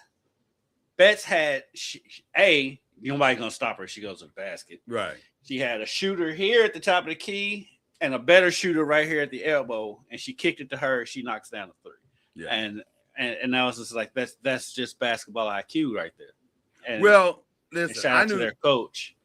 To your point, I knew they were in trouble in the second quarter, I think it was, where there was a missed 3-pointer, and Gabriela Jaquez, who I think was standing at the top of the key at the time the shot went up, ran past 2 South Carolina players, grabbed the rebound and put the ball immediately back up. I said, listen, that's called effort. That's called the extra play. And South Carolina doesn't seem interested in making that today because there were three South Carolina players standing there and none of them went after the ball. And by the time they realized that she had the ball, it was too late. She was already running down. She had the game of her life, by the way. She was that. She probably played herself she at least played herself into a WNBA tryout. I don't know if she'll go. I don't think she'll go first round. She might go second. Because I don't know if that's who she is. It may be. I don't know. I haven't seen enough UCLA basketball. Seems like she had a pretty good year. She had a hell of a game. Let's just call it like when you win the MVP. She didn't win the MVP. Lauren Betts won the MVP, but she should have won for that game. She should have won. That game, yeah, she should have won the MVP. But I just think they had a lot of great moves. By the way, shout out to the point guard Kiki Rice. Did not know she was as fast as she was. That girl is fast. I was like, and very sure-handed with the ball. I looked at a lot of mocks for the draft that's coming up on Monday, and they all seem to have her going in the first round, which I can understand. I don't know if she's a great shooter, but she's definitely a great playmaker. What stands out, because I'm just looking at the box score real quick. Yeah. Mm-hmm. UCLA only had 9 points off the bench, and that was from one person. Right. Their seniors did everything in that game, and that was so dope. To see that a senior-led team just go ahead and do what they do. And because Hawkins had 21-10, and Betts had 14-11. And I mean, Hawkins had a dominant 21-10 because everything she did, it seemed like every shot she made was an impactful shot. It would stop a run, or it would increase a lead, or it would like that one little section of time where South Carolina seemed to be trying to close the gap. It almost felt like Hawkins and Betts single-handedly shut that down. They were making every shot and all the tough shots, all the second chance points. They were doing everything. So they held South Carolina to 29% shooting, 13% from three. That's crazy. So yeah, great shout out to UCLA for shout out to the Big Ten, who had a pretty good weekend, to say the least. They've had a pretty good 26. Yes, they have. Let's not forget that Indiana is the champions of football. So yes, they have had a good 2026, and I'm sure their commissioner is thrilled. All right, let's jump over into no theme song today. No theme song. Let's just keep it. Let's just jump over into the NBA, where I blame Cameron Alexander for everything that has happened to the Lakers here in the recent this recent week or whatever. And some of you say, who is Cameron Alexander? I know him as his government name, Cameron Alexander. You know him if you watch The Five as Killer Cam. Cam said to me a week prior, he said, hey, man, I said, hey, man, we're doing great. We're in the 3 seed. We should probably just kind of ease in to these last 6 games and just focus on just being healthy, because Luka can't keep playing and scoring 40 points a game. And we both agreed on that. But then he said, nah, man, my wife and I are going to that Oklahoma City game on the 2nd. I really want to see him. And I said, nah, man, he's put on too much time. He needs to take a break and just, we don't need to show all of our cards to Oklahoma City. Take the L. It's not a big deal. Just sit some guys out. And he said, nah, man, I done paid for these tickets. I got some good seats, and I want to see Luka play live. Well, guess what, Cam? You saw it, and your desire to have him play cost us Luka and Austin Reeves. Thanks, buddy. Not that we were going to win a championship without him. I was going to say, in Cam's defense, didn't matter if they played or not. They weren't going to beat the Thunder in those series regardless. It did what not cards matter. Are they going to not show that's going to make a difference? It did not matter at all. That game could not have gone worse. I mean, they were down 30 when he got hurt. I was like, after the first quarter, I was thinking, JJ, just pull everybody. Like, there's no reason to continue. I'm with this. you on that one. I am with you on that one. Yeah. I see his sentiment of saying we're going to play the first 8 minutes, see how it goes. Yeah. Because, I mean, crazy stuff does happen in the league. I get it. Yeah. But you at their not plays against that team, and you got an older team that's injury prone. Yeah. I'd say take the foot off the gas at halftime, because Luka was already limping around at that point. Yeah, we should have pulled right into the driveway. Luka should have been pulled out. Yeah. Luka should have been pulled out before he was. And so Luka is trying to make a comeback, and we'll see what happens. Although I'm gonna be honest with you, I personally think this season is just about ready to wrap up. Because I don't. You're not. They gout about to flare up. It's not gout. It's not. It's not. It's not gout. Even though I will say it may not, because he does have one last rise as the focal point of the offense. So let's stay right there. Is this his last hurrah as a Laker, or does he? The only thing I thought feels about like was he's this. trying to make the case to stay. I was going to say the only thing I was thinking about is, number one, Bronny has not gotten himself to a place of true independence to where his game could stand on its own, and he either stay with the Lakers or be picked up by someone else. So I could see him wanting to stay. until Bronny takes that next step. So that's number one. Then number two, why happy wife, happy life? And why would you leave LA and bust I can that see up? all And, those points, and you're 1,000% correct on his end. Now put yourself on the Lakers' end. It's going to have to be a really financially favorable deal for the Lakers. They sit in the driver's seat. Even then, it's like you said, it's got to be fun because they've got to be able to bring in other players. Yeah, and I just don't see it. I just don't. I just don't see them winning a title with him there. And it's not a knock on LeBron as much as I like to pick on LeBron. It's not a knock on LeBron. It's just the way their roster is structured. I mean, they need a lot of pieces. They need a lot to be able to come out of that West. But to be fair, they've positioned themselves now to go get a lot of pieces. So there's like 5 or 6 1-year deals. These guys that are on 1-year deals, or at least 2 and an option. And so that's kind of where you want to be if you're trying to rebuild around a guy. And so now I've said this all season long, and I think it really rings true now, because the one thing that Thunder game did highlight, as great as the Lakers had been playing and who they've been beating and all that stuff, you found out there's still a significant difference between what the Lakers are doing and what the Thunder are doing. And part of the problem is you have a backcourt that cannot defend well. So you got to decide, philosophy-wise, are we going to accept that and then build a wall around them from the front court, or are we going to let Austin Reeves walk and go try to get other pieces that fit maybe better around Luke? Because really, as Austin Reeves needs to be Klay Thompson for really this to work, if you understand what I'm saying. Mm-hmm. He needs to be a true 3-and-D guy, and he's not. He doesn't have the D part. Right, he doesn't have the D part at all. That's not what he does, and that's no shade. It's just the reality. He's kind of, he's not the fastest. He's not the most athletic. He's just he's not the strongest. He's decent athletically, but he's not the strongest. And I don't know. The way the Lakers are, they're in NBA purgatory. They're too good to get anything in the draft, and they're not good enough to win a title. Right. They're just they're literally in purgatory right now. Yeah, they got to find a lot of things. Being 3 seed.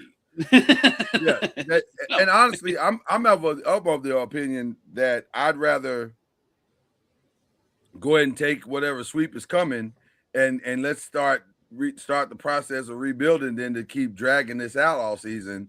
I mean, they're to a point now, and I know people are going to think it's great. I think they need to just rip it down to the studs. Get rid of LeBron, get rid of Austin Reeves, get rid of all that junk, DeAndre Ayton, get rid of all of it. Well, if you listen to JJ, he's kind of in your wheelhouse. I think he's they're not winning with this. They're not winning with. And listen, all you can do is put the guy out there and see what happens. They put Ayton out there. They thought some days he's motivated, some days he's not, and then that's been his career though. That has been his career. And then also when a guy, Lloyd, yeah, we called that in August or whenever it was he signed. We did it because it's either gonna go one way or another. There's no middle ground with Ayton. There's no middle ground. And when your coach is saying you can't catch the ball, you can't catch the ball as an NBA player, that's crazy. They've got to tear it down to the studs, which I think they are. I honestly think they are. But then at the same time, we say that, but I'm looking at Luka. He ain't no spring chicken either at this point. He's getting up near 30 at this point, isn't he? No, he's 27. He's got some time. He's getting near 30, and he's injury prone though. Well, that does give you pause. That constant hamstring thing that's happening with him. Because now he's getting hurt. Because now he's in shape and he's getting hurt. But the problem is all of the heavy lifting that he's being asked to do. And that's where I think the whole thing has to be looked at. Like, why is this guy being asked to score 30 to 40 points a game? That's a lot of points, and it takes a lot of shots to get. And by the way, Luka doesn't shoot an array of shots. The majority of those shots are long distance or mid-range shots. So if that's if all of your shots require lift, at some point your legs are going to be like, hey man, we might need a break from all this shooting like 20 and 30 feet out all the time like that. So it's just physics at that point. Mm-hmm. So I'm good. If you're a Laker fan, you have to be somewhat concerned here about getting back and getting back to LeBron. Plus, he also said he hates going home too. What got lost in the whole Memphis conversation, he said he hates going home too. Yeah, and which I'm like, by the way, the Memphis conversation is stupid. It's stupid, but whatever. Because Memphis is an awful place. It's awful. Jesus Christ, it's awful. I've got a love for Memphis. I love Memphis food. I love Memphis. I love the people of Memphis. I've got so many friends from Memphis. Maybe you just like a good Jerry curl and a good goal. Look, man, like Butch and I was talking about when Houston Nutt came to Murray, he brought Memphis with him, and so that's when I got familiar with a lot of people from Memphis because he's from Arkansas, and so I got love for people from Memphis. Now everybody I know from Memphis, no matter how nice they are, has a crazy streak, but I got love for Memphis. I love the people of Memphis for sure. Memphis as a city is awful. It is. LeBron is not wrong. He's not the first person to say it. I mean, we've been saying on here, it's like they're not going to get free agents after build to the draft because nobody wants to move to Memphis. Nobody wants to live in Memphis. It's just not. But I don't know any player that dreamt to go to Memphis. Yeah, but that on the side, he also threw his own hometown under the bus, which he's not wrong about that either. I've never been to Cleveland, so I can't say. Yeah, or Akron. I've driven through both of them. That's it. Yeah. But if we're looking at it, going back home makes the most sense for LeBron. Well, now that's a different conversation because you're 1,000% correct. It puts him directly in alignment with a title shot. It probably elevates them to true title contention because him being the third wheel there could actually work. He's proven that with the Lakers this season. He can adjust. So him adjusting to Harden and to Donovan Mitchell, and then he would make that front court that much stronger and smarter, and also more capable defensively. Because they've had an issue with that wing. The wing is they've been trading to get that wing, and they just have not been able to get. Now, is LeBron at 42 years old? The answer to that probably defensively, probably not. Well, I would take 20 to 25 minutes worth of LeBron at that wing position over anything they got right now. And plus, they need LeBron because as good as Mobley is, Mobley can disappear. Yeah, and he can. He hasn't been this year. He's not been the same Mobley we've seen the upward trajectory of his career. This year, he's not been that. I'll take LeBron's 15 and 10 in Cleveland. I think it's a great landing spot. It's a great landing spot. So it'll be interesting to see what happens in the offseason with the Los Angeles Lakers as a result of that. As much as I like to make fun of him having gout, he doesn't have gout. He doesn't have gout. I think he'll be great. I think he would be a great move for him to land back home and give him a chance for another ring. I think that's his best shot at another ring is back in Cleveland. So the West is pretty much set. I think the Thunder at 1, the Spurs at 2, the Nuggets at 3. Although there is some interesting stuff happening at the backside of this these last 3 games with the Nuggets. I think the Nuggets have the Spurs and the Thunder to close. If I'm not mistaken. Nuggets are scary, dude. If coming down the stretch, they end the season with the Thunder.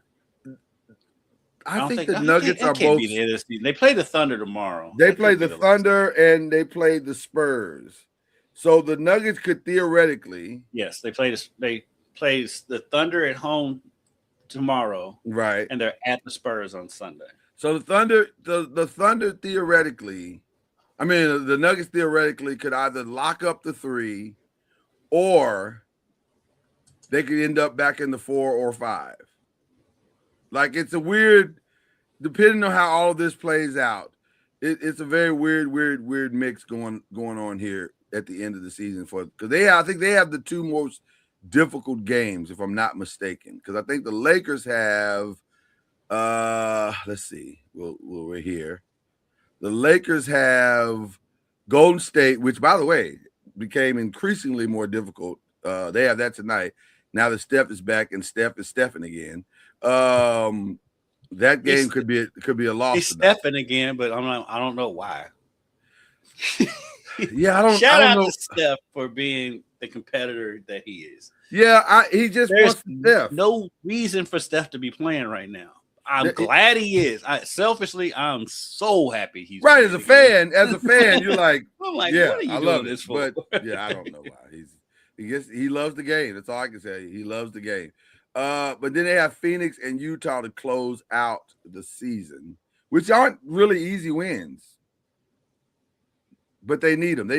The Lakers need all three, and they need the Nuggets to win, to lose both of those games to probably stay at the 3, to get back to the 3. So the lowest the Lakers could fall is 5. Yes, the lowest they're going to fall is 5. And then the Rockets, they have, which is the third one in this conversation of 3 through 5. The Rockets have to close out.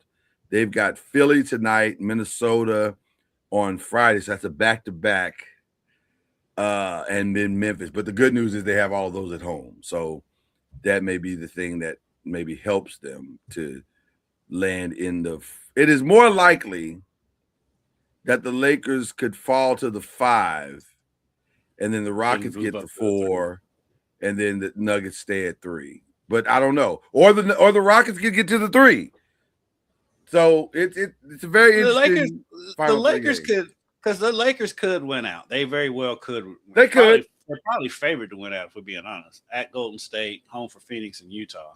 I would think if the Lakers win out, it is likely. Now the thing is, the Nuggets are a game and a half up. So that's the thing that might help them. If they win out tonight or Friday, then it's over. They're probably gonna, that half a game is gonna be the reason why they take the 3 spot. But if they lose, if the Lakers win tonight, which puts them at a game, then now the Nuggets have to win out to get the 3, and it's more likely that they're not going to win out. So, and it's more likely that, like you said, the Lakers would win out, and the Lakers own the tiebreakers over the Nuggets and the Rockets. So it's going to be an interesting final few days. Yeah, I say the Lakers they're more likely to stay put. Do you want LeBron running himself into the ground to get to the 3 spot? Is it more advantageous to get to the 3 spot? That's the question. Because in order to do that, LeBron's got to be 2000. Not necessarily, because I said they got 3 winnable games. Yeah, but he's got to put up some numbers for them to even have a chance. Because somebody's got to come alongside. Like, it's got to be him, Luke Kennard, Phoenix is the Jackson wild. Hayes.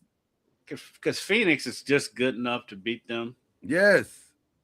And go, as long as Steph is on the floor, Golden State's got a shot. You saw what he goes. They pushed the Rockets and they pushed. They forgot who the other team they played the other night. They won. Steph was going crazy and just like Steph is Steph, man. Steph is a game changer. By the way, I may be starting a free Steph Curry campaign here soon because it just doesn't feel right that his career is not going to end in playoffs. You know, like long playoff runs or substantial playoff runs. And so I'm of the opinion that we should start a free Steph Curry. Because playing every year is crazy. Like, that's crazy. For a guy who's accomplished as much as he has, playing every year is crazy. So, free Steph Curry. I think if there's anybody LeBron could go to, it could be them. I mean, since he already threw Cleveland under the bus. But I don't. Keep in mind, he doesn't like the owner either. He doesn't like Cleveland's owner. So. Real true. I don't think they're a title contender with LeBron, though. They're not a title contender with LeBron by himself. But I'm talking about the 3 of them: him, Jimmy, and Steph. I don't think it was a title. Well, it's not just him. 3 of them. It would be Jimmy. It'd be him. It'd be Porzingis, and it would be Draymond. I stand by my statements. They'd be interesting, but could they? What we're really asking is, could they sustain it for 1 year? And by the way, sustain it for 1 year. Porzingis ain't gonna. For one, Porzingis ain't gonna withstand it for a year. No, he's not. But that's not what they're looking for him to do. They're looking for him the same thing that Boston was looking for him to do. We don't care that you can do it for a year. We care, can you be there in April? And that's all they're asking for all those guys. If they're just like, can we stay out of the play-in? But that's the thing, though. They've got to get to April. They got to get to April. That's the X factor. To April outside of the play-in game. That is the X factor. Can they get to April? Is that the question? And lingering above all of this is the Giannis factor. And by the way, if ever there was certainty that Giannis is gone, this week has pretty much solidified that. Solidified that. You're on the free Steph Curry. I'm on the free Devin Booker. I'm definitely on free Devin Booker. I've been on free Devin Even Booker. though part of it was same with both of them. They don't want to leave where they're at. And I can understand. Look, Phoenix is a beautiful place. It is. And not a bad place to live. And Steph helped build everything that's in San Francisco. But the Phoenix with Golden State, it's not necessarily poor management while they're there. They just aged. Phoenix is bad management. I know you hate Dunleavy, but I was gonna say Phoenix is bad. It's not what Phoenix. It's not Phoenix. No, Phoenix is bad all the way around. And by the way, it's crazy how fast bad management came into view, because we're talking about a team that is 3-4 years removed from the finals. Is it 3 years or 4 years removed from the finals? The first year we were out of COVID, so would that be 21? It was either 21 or 22, but yeah. Either way, it's 4 to 5 years out of the finals. And then it went from finals to irrelevancy. Right. Like overnight. Like, I forgot that. I didn't even realize they were in the play-in right now. And firmly at 7. Like, they're not moving from 7. Everybody's got their play-in positions now. So they'll play the Clippers, and then Portland will play Golden State, and then we'll see where it goes from there. That's the other part with the Lakers and Golden State. Portland's coming. And I was last night years old when I realized that Tiago Splitter was coaching them. I was like, is that who their coach is? Yes, that's the interim coach is Tiago Splitter. I was like, what, he just playing like last season? Oh, that's right, because Chauncey's gone. I forgot. I was like, wait a minute, Chauncey. Oh, that's right. Chauncey's fighting for his life. So but Portland's got some good young pieces. They're probably going to add some more good young pieces in this upcoming draft. Yeah. Portland's coming. Minnesota and Houston aren't going anywhere. I don't understand the Clippers. I don't understand the Clippers. I don't understand the Jazz. The Mavericks. Pelican. I like what the Mavericks. What the opportunities they have.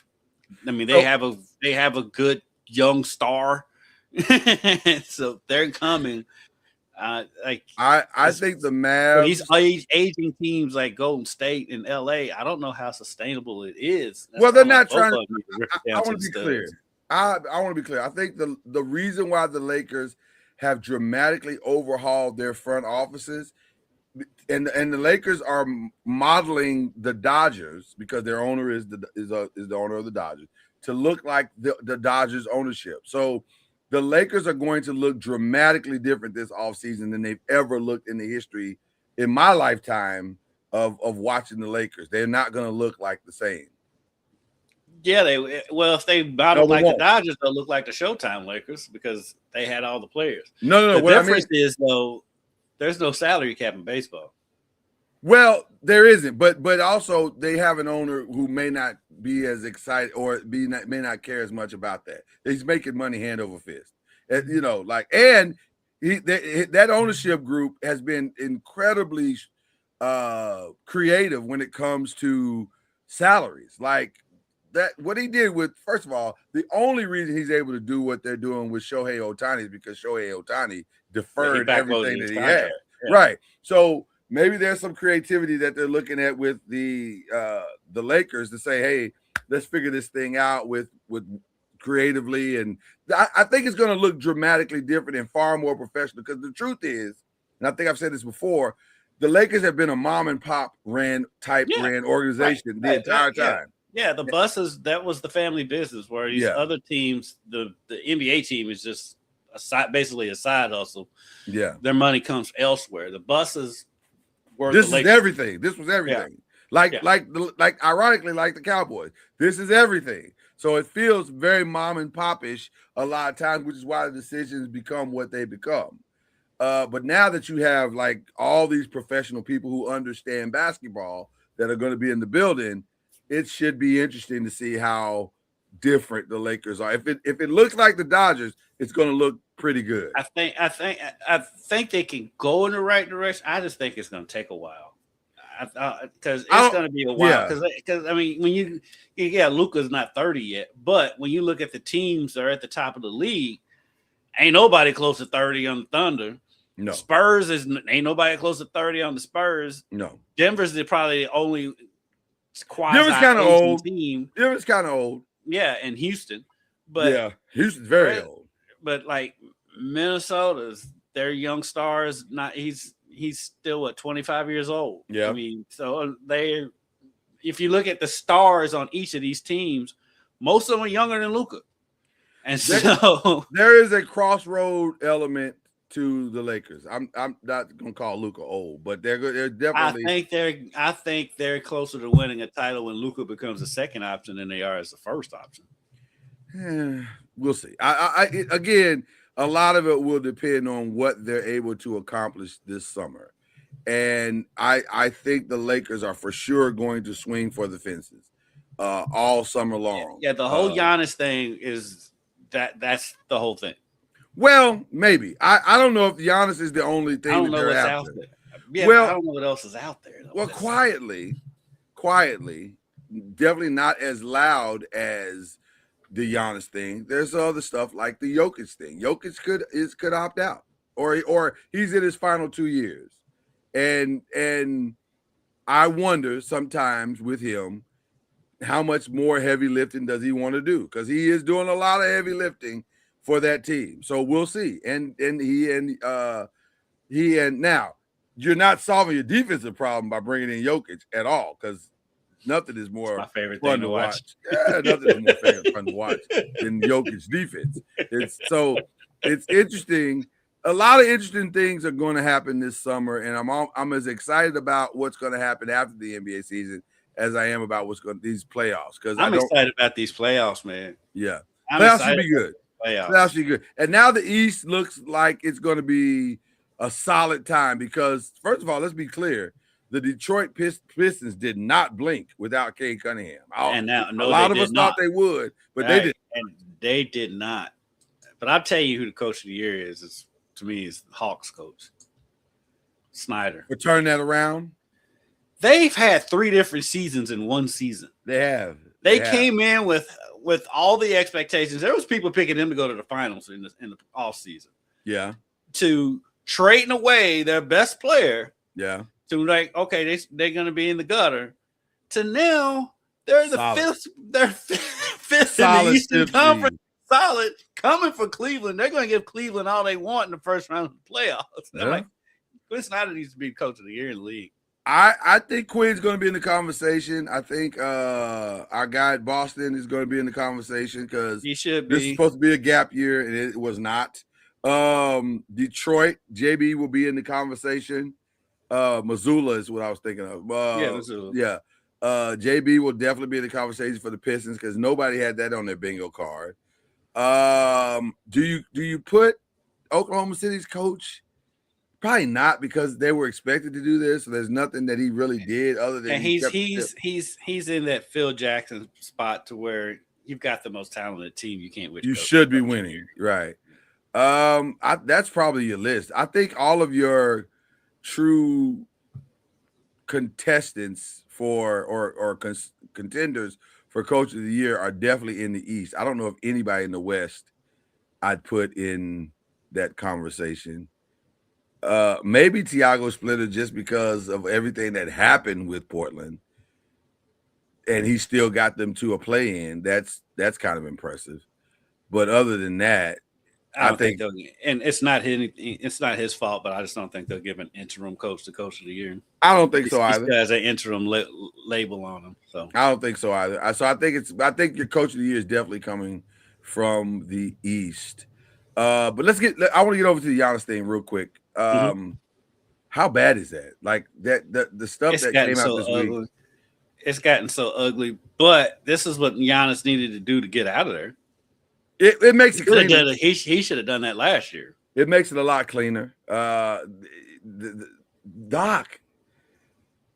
I had a conversation with somebody the other day, and I said, "Can you name another coach, not Phil Jackson, and not Pat Riley, that has had more Hall of Fame or All-Star talent and not gotten the max out of that?"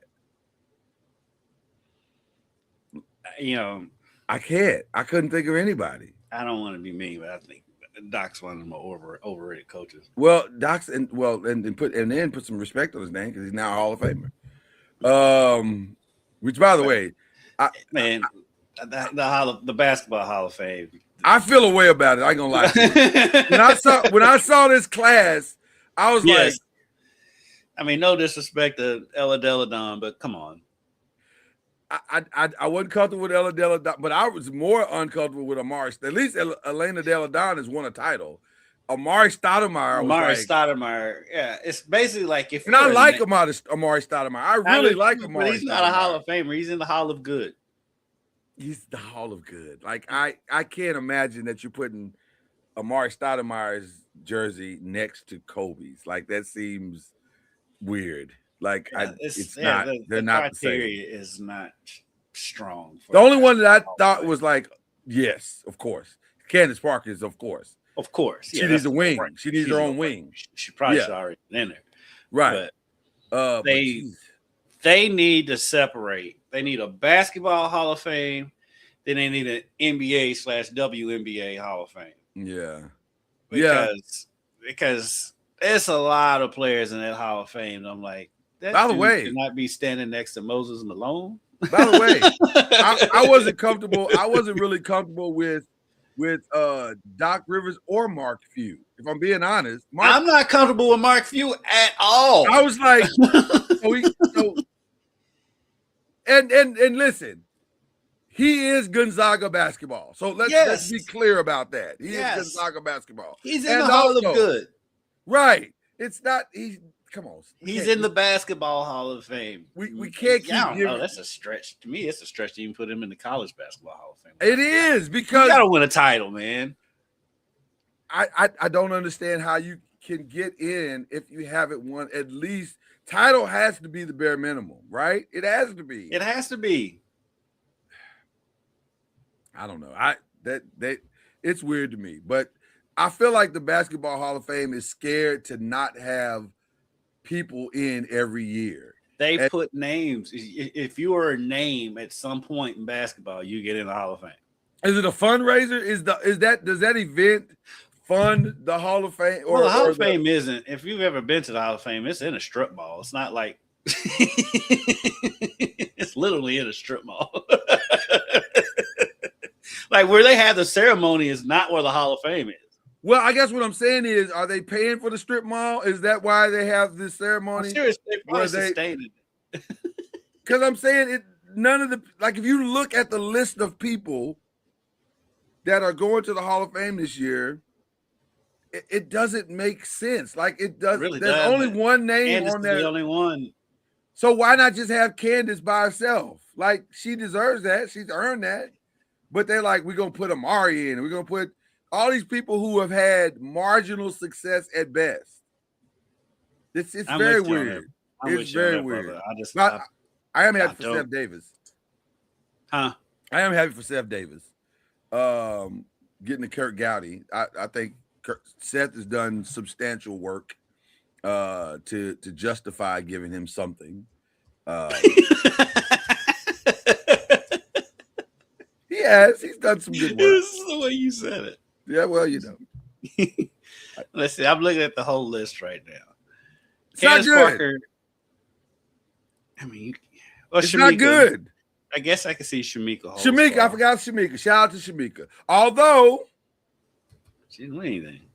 She didn't win anything, and I don't see Mike. I don't but if understand you look at Mike. the totality, at Tennessee, she was dominant. So I give you that. I'll give you that. But Mike D'Antoni and Mark Few? Absolutely not. And Doc Rivers? Absolutely not. Why are we giving at least Doc won a title? So at least he won a title. But Mike D'Antoni, no. I don't get it. No, I don't know. He got it because of the contributors committee. I don't know what that even means. Like, so because he participated in professional basketball, that gives him. I don't know. I don't get it. I don't get it. So anyway, the '96 United States Women's National Team. I guess I don't know. I guess that's fine. You can make an argument that they get it every year. They should get it every year. So the women's basketball team and the Olympic teams, they should get it all of their teams should be in the Hall of Fame. So, you know, they're the most dominant basketball faction that we have in sports. Like they win everything every year. Yeah, because like there's a reason why they're not playing US versus the world in the All-Star game. 100%. 100%.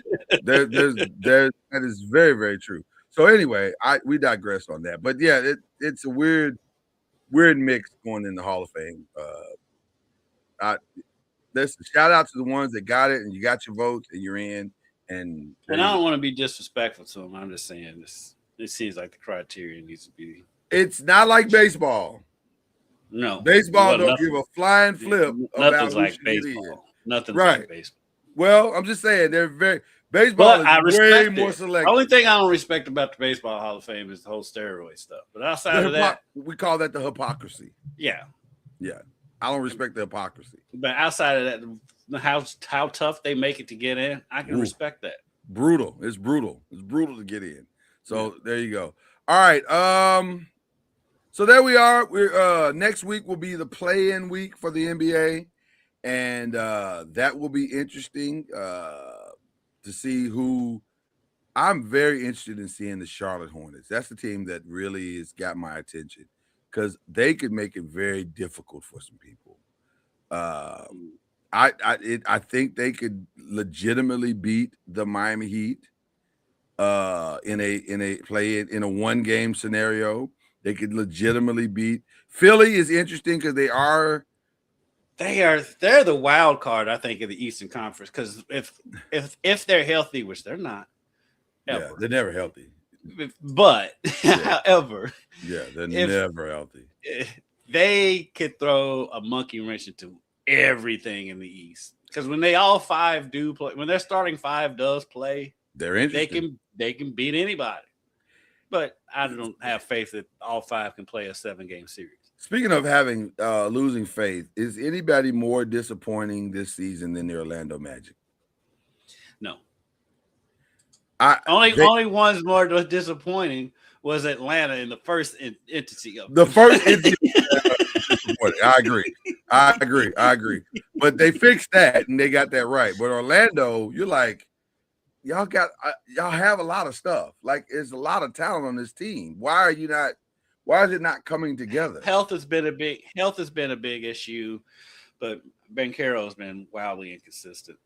He's not. I don't think I'm starting to think he's not a true number one.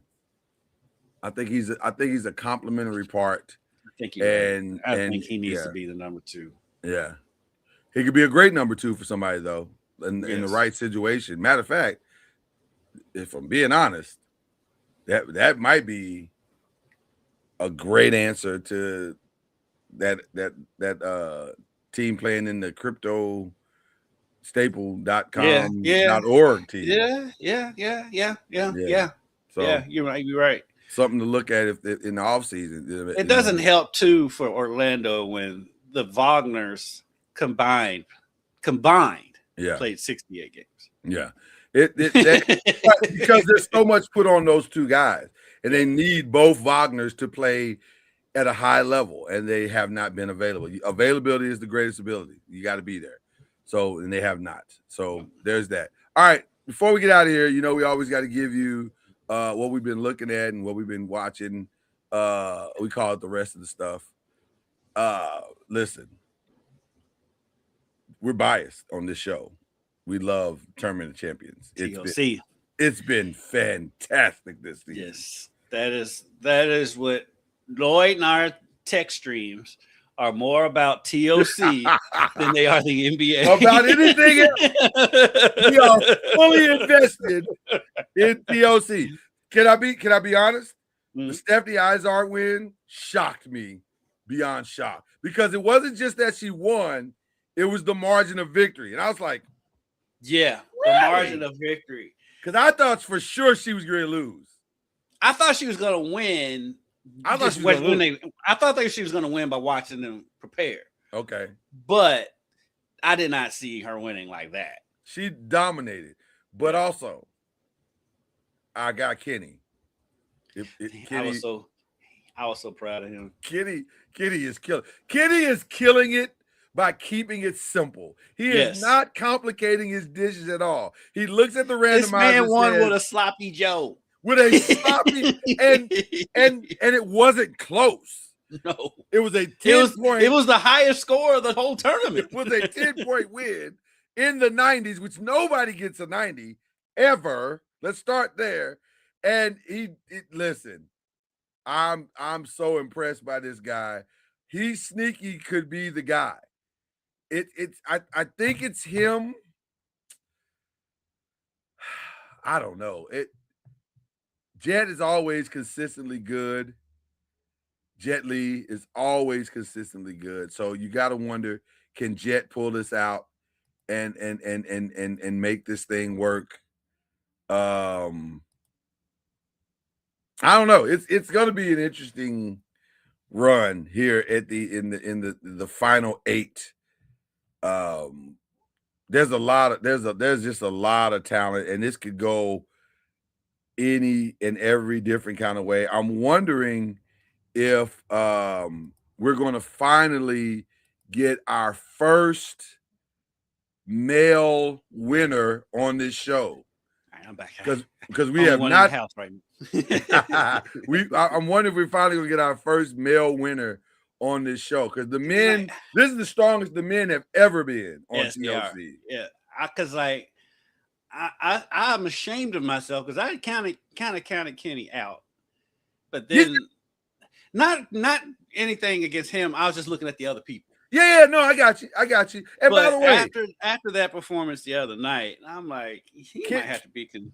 Kenny's new, and he's definitely a wild card. Like, you don't know, because he thinks so simply. You're thinking that's not going to work, is it?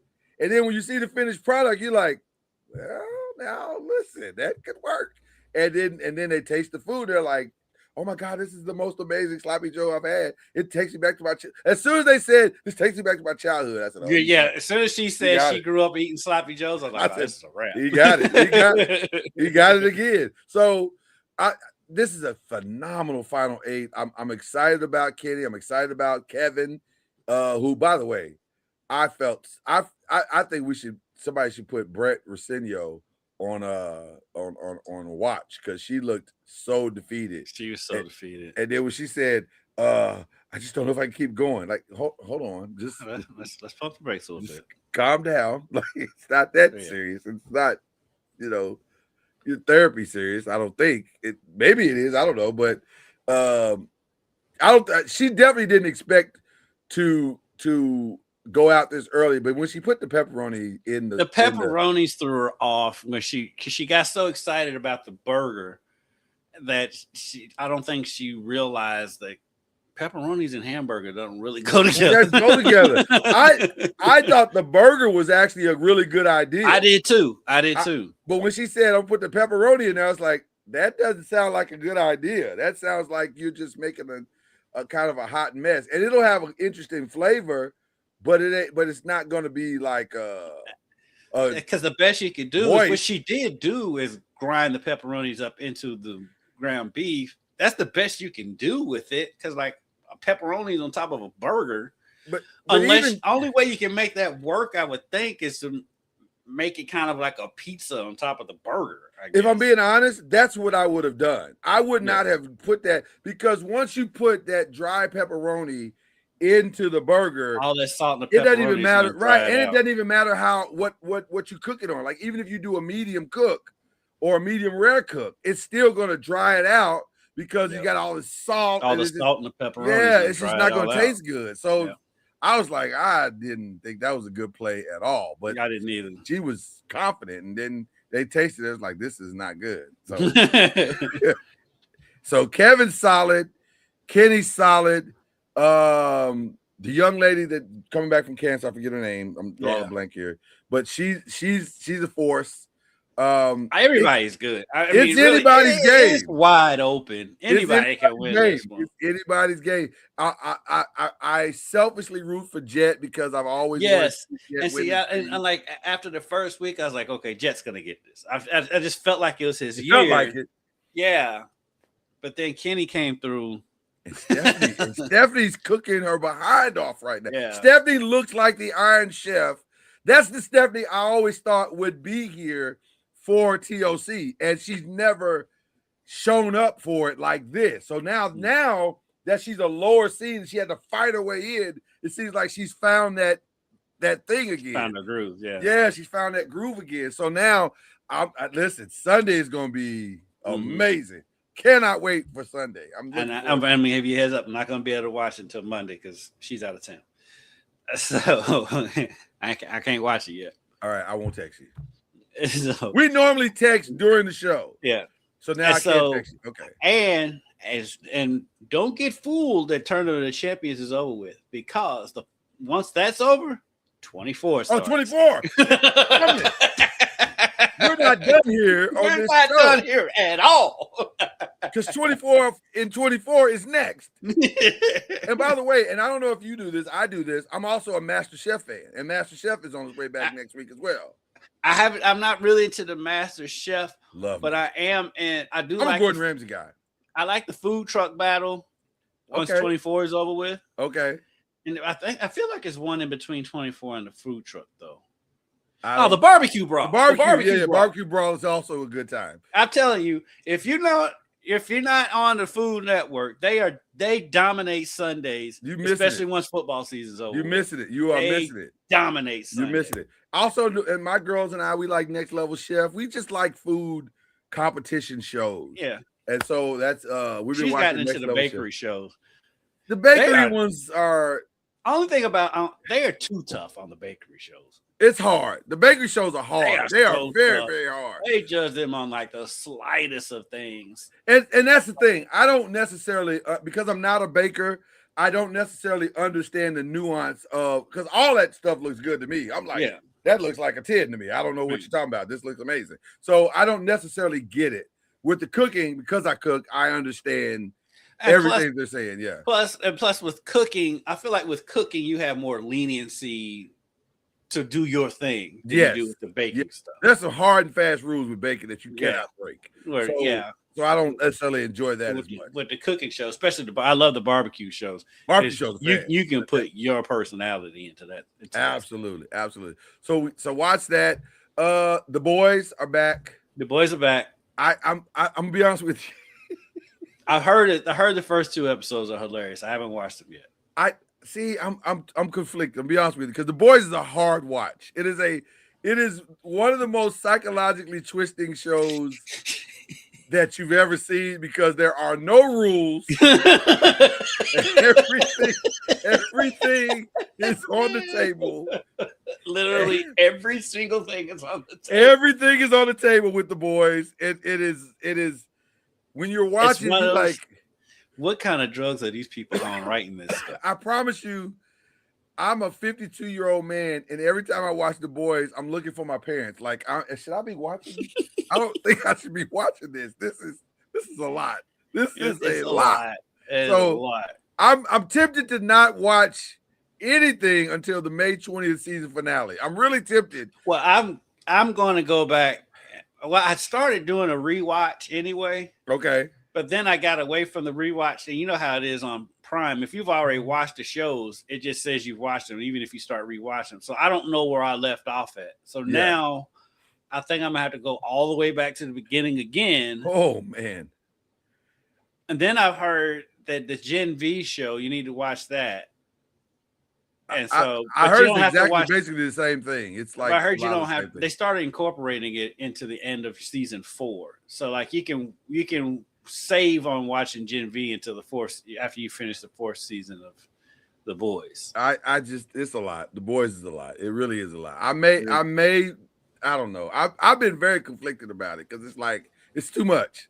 It's too much. Sometimes it is too much. It is too much. Like there are scenes where you go, what the hell am I watching? What is this? This is like it's a lot. It's one episode in particular in the 2nd season. The party episode with a certain the certain body part. I had to watch that in sections. Like I'd watch a little bit, then I'd stop, and then I'd watch a little bit more, and then I'd stop, and then I'd fast forward. I said, man, I don't think I'm supposed to be watching this. And then your family, your kids are watching it, your wife walks in. What the hell are you watching? I don't know. I don't know. I did not create this. I don't know. I didn't know it was going in this direction. I didn't know they were going this far.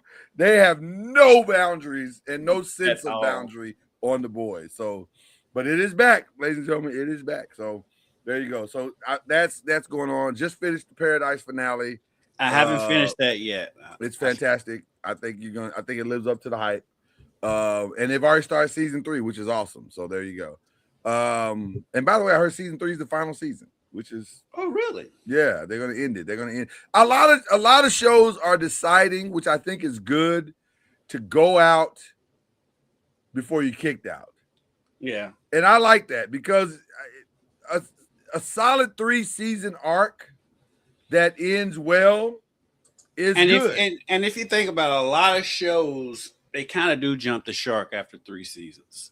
It's hard, man, to keep. It's hard to get good going past 3, especially shows that are based on books. Yeah, which that's not. But if any show that's kind of based on a book, because after you can squeeze 2, maybe 3 seasons out of a book, then you're on your own, and a lot of times they don't know where they're going. And we're talking dramas, by the way. I'm talking strictly dramas, like sitcoms. You can kind of finagle your way through for as long as it's funny. But with dramas, it's incredibly hard to tell long arcs and make it sustain. Like the fact that Grey's Anatomy is still on the air is insane to me. It's insane to me. I actually started watching a little bit of that this weekend for some reason. I've never really watched it. But I have noticed that hospital shows do tend to stick. They tend to stay on a little bit longer, but which, by the way, The Pitt is headed toward its season finale. It looks like it's going to be really good. I've never watched it. The Pitt's good. Pitt's a good time. It's a hard watch because they're very intense, and they are all about the medical side. It is not about ancillary dramas and romances and none of that stuff that you get from most medical shows. The Pitt is about, we're going to rip this knee open and show you all the inside of it and how this works, and that's the drama. So it's very intense. It's very, very intense. If you can't stomach that type of stuff, I would not recommend The Pitt to anybody. But if you like Grey's Anatomy, then you should like The Pitt. It's kind of the same thing. But yeah, it's been good. But yeah, I'm excited about a lot of different things, but nothing more than TOC. Like TOC is my jam. So there you go. All right, that's all we got for you as far as that's concerned. This is going to be a quiet weekend, I think. Yeah, just have the Masters. Yeah, the Masters is going on starting today. Can Rory do it again is really the question that everybody wants to know. Can he pull it off again? And will he be challenged at all? The Masters He'll be challenged. Yeah, listen. Day one is always the footing ground of and it sets the tone significantly. So if somebody's going to one though, I don't know if you like this, but like I don't like watching golf tournaments until Sunday. I'm very much like that. I'm very much like that. I'll peek my head in today and tomorrow. I'll invest probably Sunday. Yeah. Like Sunday, I'll especially if it's close. Now, if it's a blowout, if somebody's like 7, 8, 9 strokes up, I probably won't take a look because usually that person's probably going to carry it. Right. Barring a major collapse, which we've seen a couple of collapses in the last few years. So, but I'll be, if it's close, I'll probably be invested and watch, what happens. Will Tiger be there? I didn't hear if he would be there. He won't be there. Okay. His gout flared up. His gout definitely flared up. His gout was so bad, he called the president, was like, hey man, I got gout. I don't know if I had gout so bad it hit a car, is what happened with Tiger Woods. Are you in on the I almost hate to bring this up, but are you in at all on the Stephen A. Matt Barnes beef? Are you in? Does that? Man, ever since Kendrick and Drake blew up for their beef, everybody with a microphone got beef with each other. I feel like I'm gonna tell you the truth. I feel like some of this is contrived. Like some of it does not feel authentic. Although I will say the Matt Barnes Pat Bev seems. I think that's authentic. Yeah, I think that authentic on Matt Barnes, and Pat Bev is just trying to get clicks. As he should, because he got fired from his podcast, so he's trying to, all he does is name drop. But the Stephen A. and Matt Barnes stuff is kind of better player, Matt Barnes or Pat Bev. Because they were arguing about that, and Pat says he's way better than Matt. And I'm like, way better? Defensively. Way better? I don't know about defensively, maybe. Man, that's a maybe. Yeah. I don't know about way better. Barnes is a pretty good defensive player. I think it's a wash between the two, to be honest with you. Yeah, they're not that far off from each other, I think. Who would you like to hang out more with, though? Pat Bev or Matt Barnes by far. Matt Barnes is hilarious. Pat Bev is just going to talk about Pat Bev. I mean, any guy that refers to himself in the third person all the time. Yeah, I'm not here for that. I'm not here for that. Okay. Matt Barnes is funny. Matt Barnes is funny. He throwing jabs at Steven Jackson all the time on all the smoke, and it's hilarious. Shout out to Steven Jackson too. Just had a birthday. Just had a birthday. All right. Anything else? Am I forgetting anything, Kendrick? I'm always trying to. Again, shout out to Butch Mosby, phenomenal guest. Such a good time having him on the show today. Appreciate him very much.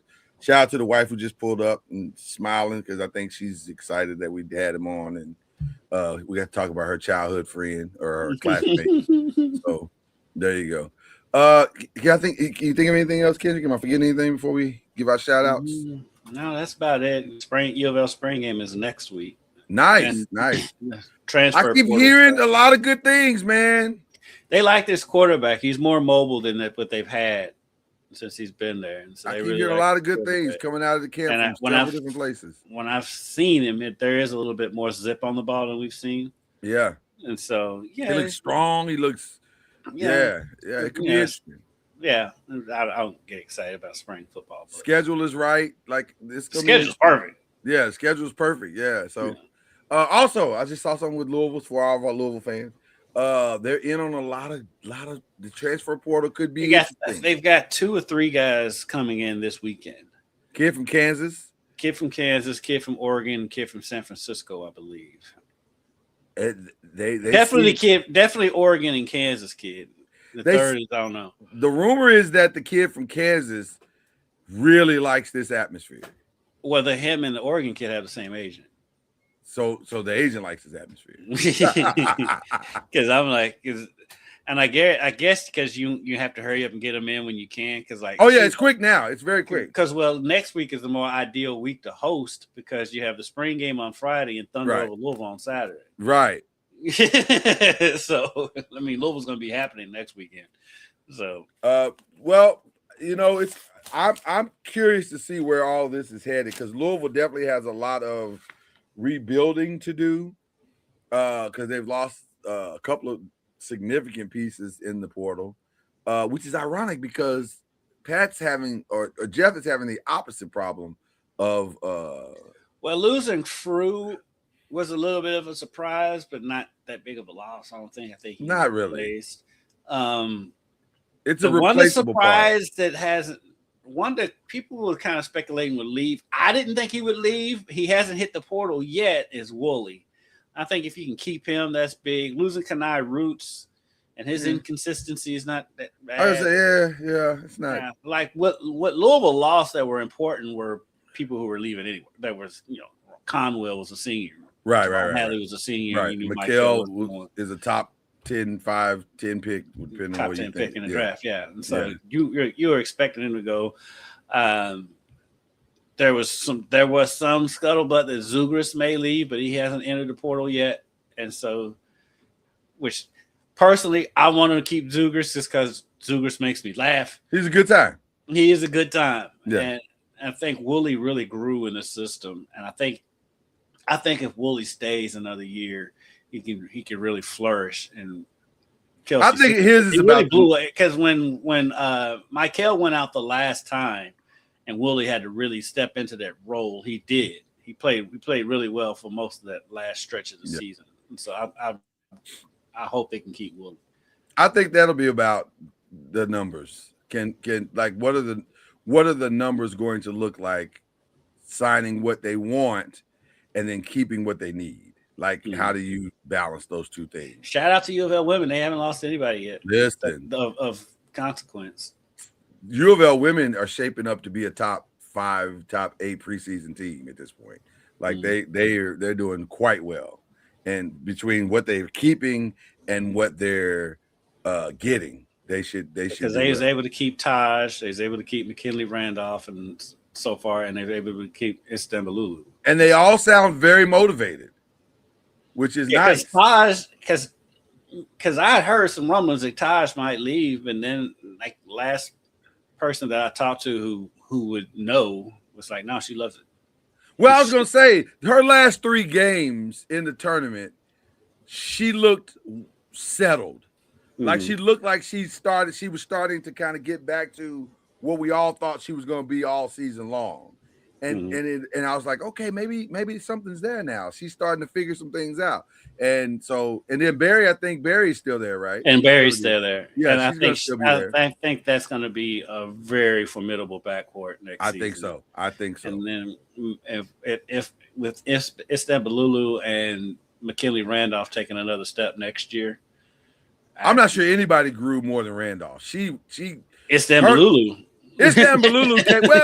I guess what I mean is that when you think about where they started to where they got to at the end of the season, because Randolph became like the person on the bench trying to, get significant minutes to we can't win without her. Like her effort, her contribution, her basketball IQ, which I didn't realize was as high as it is. It's insanely high. She's an incredibly smart player. So now you're talking about a team that is going to be smarter, wiser, more physical than they've ever been. This could be an interesting run that they have next year. They'll be a top 10 team coming in. Yeah. They can get some pieces. Especially with whatever they get in the transfer portal. Yeah. Now, having said all that, still, it's UConn, it's South Carolina, it's, USC. I'm excited to see this USC team next USC year. is going to be insane. By the way, if what is predicted happens, USC is going to be incredibly hard to beat because those I didn't mention. I haven't had a chance to mention this on any show, but everyone pay attention. Audie Crooks is out there looking for a team, and that could swing the entire women's basketball landscape where she lands. And rumors are very strong that she's maybe headed to USC. And if I'm USC, they can afford her with the other 3 because they got 3 straight number 1 players in the country. They do, and I would think they're going to have to find some money, significant money, and deals in the city. But on Reggie Bush's door, right. Just they're going to have to figure. They have to get real creative. And I'm sure she's entertaining offers from everybody. I'm sure LSU's in there. I don't know if Don. She doesn't feel like the type of player Don wants, but she could be after the shellac. After she just got happened to her, she might want to get a bigger, sturdier player because she's got a lot of long, skinny, athletic players. She might need a bruiser. You might need a bruiser. And Audie brings a different dynamic to the table because she can score and she's physical and she's strong and she got all the stuff.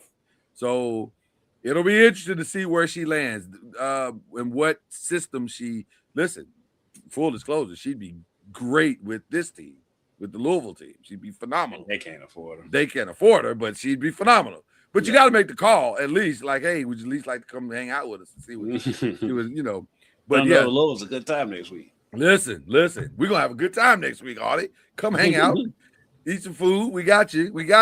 You know, go have a good time, see some good stuff. You know, but that could swing the entire women's basketball landscape for sure. To see where she goes. I don't think she's going to UConn. That doesn't feel right. LSU maybe. Maybe. UConn wouldn't surprise me because they freed up a lot of money now that Flage's gone. By the way, I'm a little shocked that she's not trying to go to the draft because I would think that she'd be at least a top 4 pick, top 5. Yes, but they don't go early in the W. But she's a senior. She's legitimately a senior, I think. Oh, is she? Yeah. I thought she had another year. She does have another year. I thought she was a junior. I don't know what grade anybody's in anymore. I don't know what grade anybody's in. I think she's a senior, but also I know she stands to make way more going somewhere. Playing that extra year. Right. That she would ever make. No disrespect to WNBA, but if you can make $1 million plus in college, then you stay. Right. You stay, you know. So yeah, it'll be interesting to see where she lands. It'll definitely be interesting. Okay, we gotta get out of here. Well, shout outs. Who be shouting out, my brother? Shout out. Spring ball's coming up. Spring football game. Shout out to the Louisville Kings, still looking for their first win. I just thought of it because I just looked over at ESPN and saw the UFL. Tough first loss. They lost both. They're 0-2. I missed the second one. So they lost to Orlando last week, and they play Orlando again this week because UFL. Right. But they play on Friday. Shout out to my guy, Chris Redmond. Shout out to my cousin, Mo Owens, the defensive backs coach for them. Nice. Very nice. I'm not even going to humble flex you for that. You shouldn't. No, I ain't going to say that. My cousin's on the coaching staff? Yes. That's literally what of a UFL team? Listen, is it a professional team or not? Are they playing on ESPN or not? You know, you're getting kind of dangerously close to one. If you might want to slow down here. I brought the guest on. I don't get it from traffic. You're right, and that's why you're not getting it. A phenomenal guest on. Shout out to my little brother who came here for the first time in 7 years with all of my nieces and nephews, which is one of the reasons why we may not be on the next 2 weeks because I have business to catch up on. That was a very tiring week.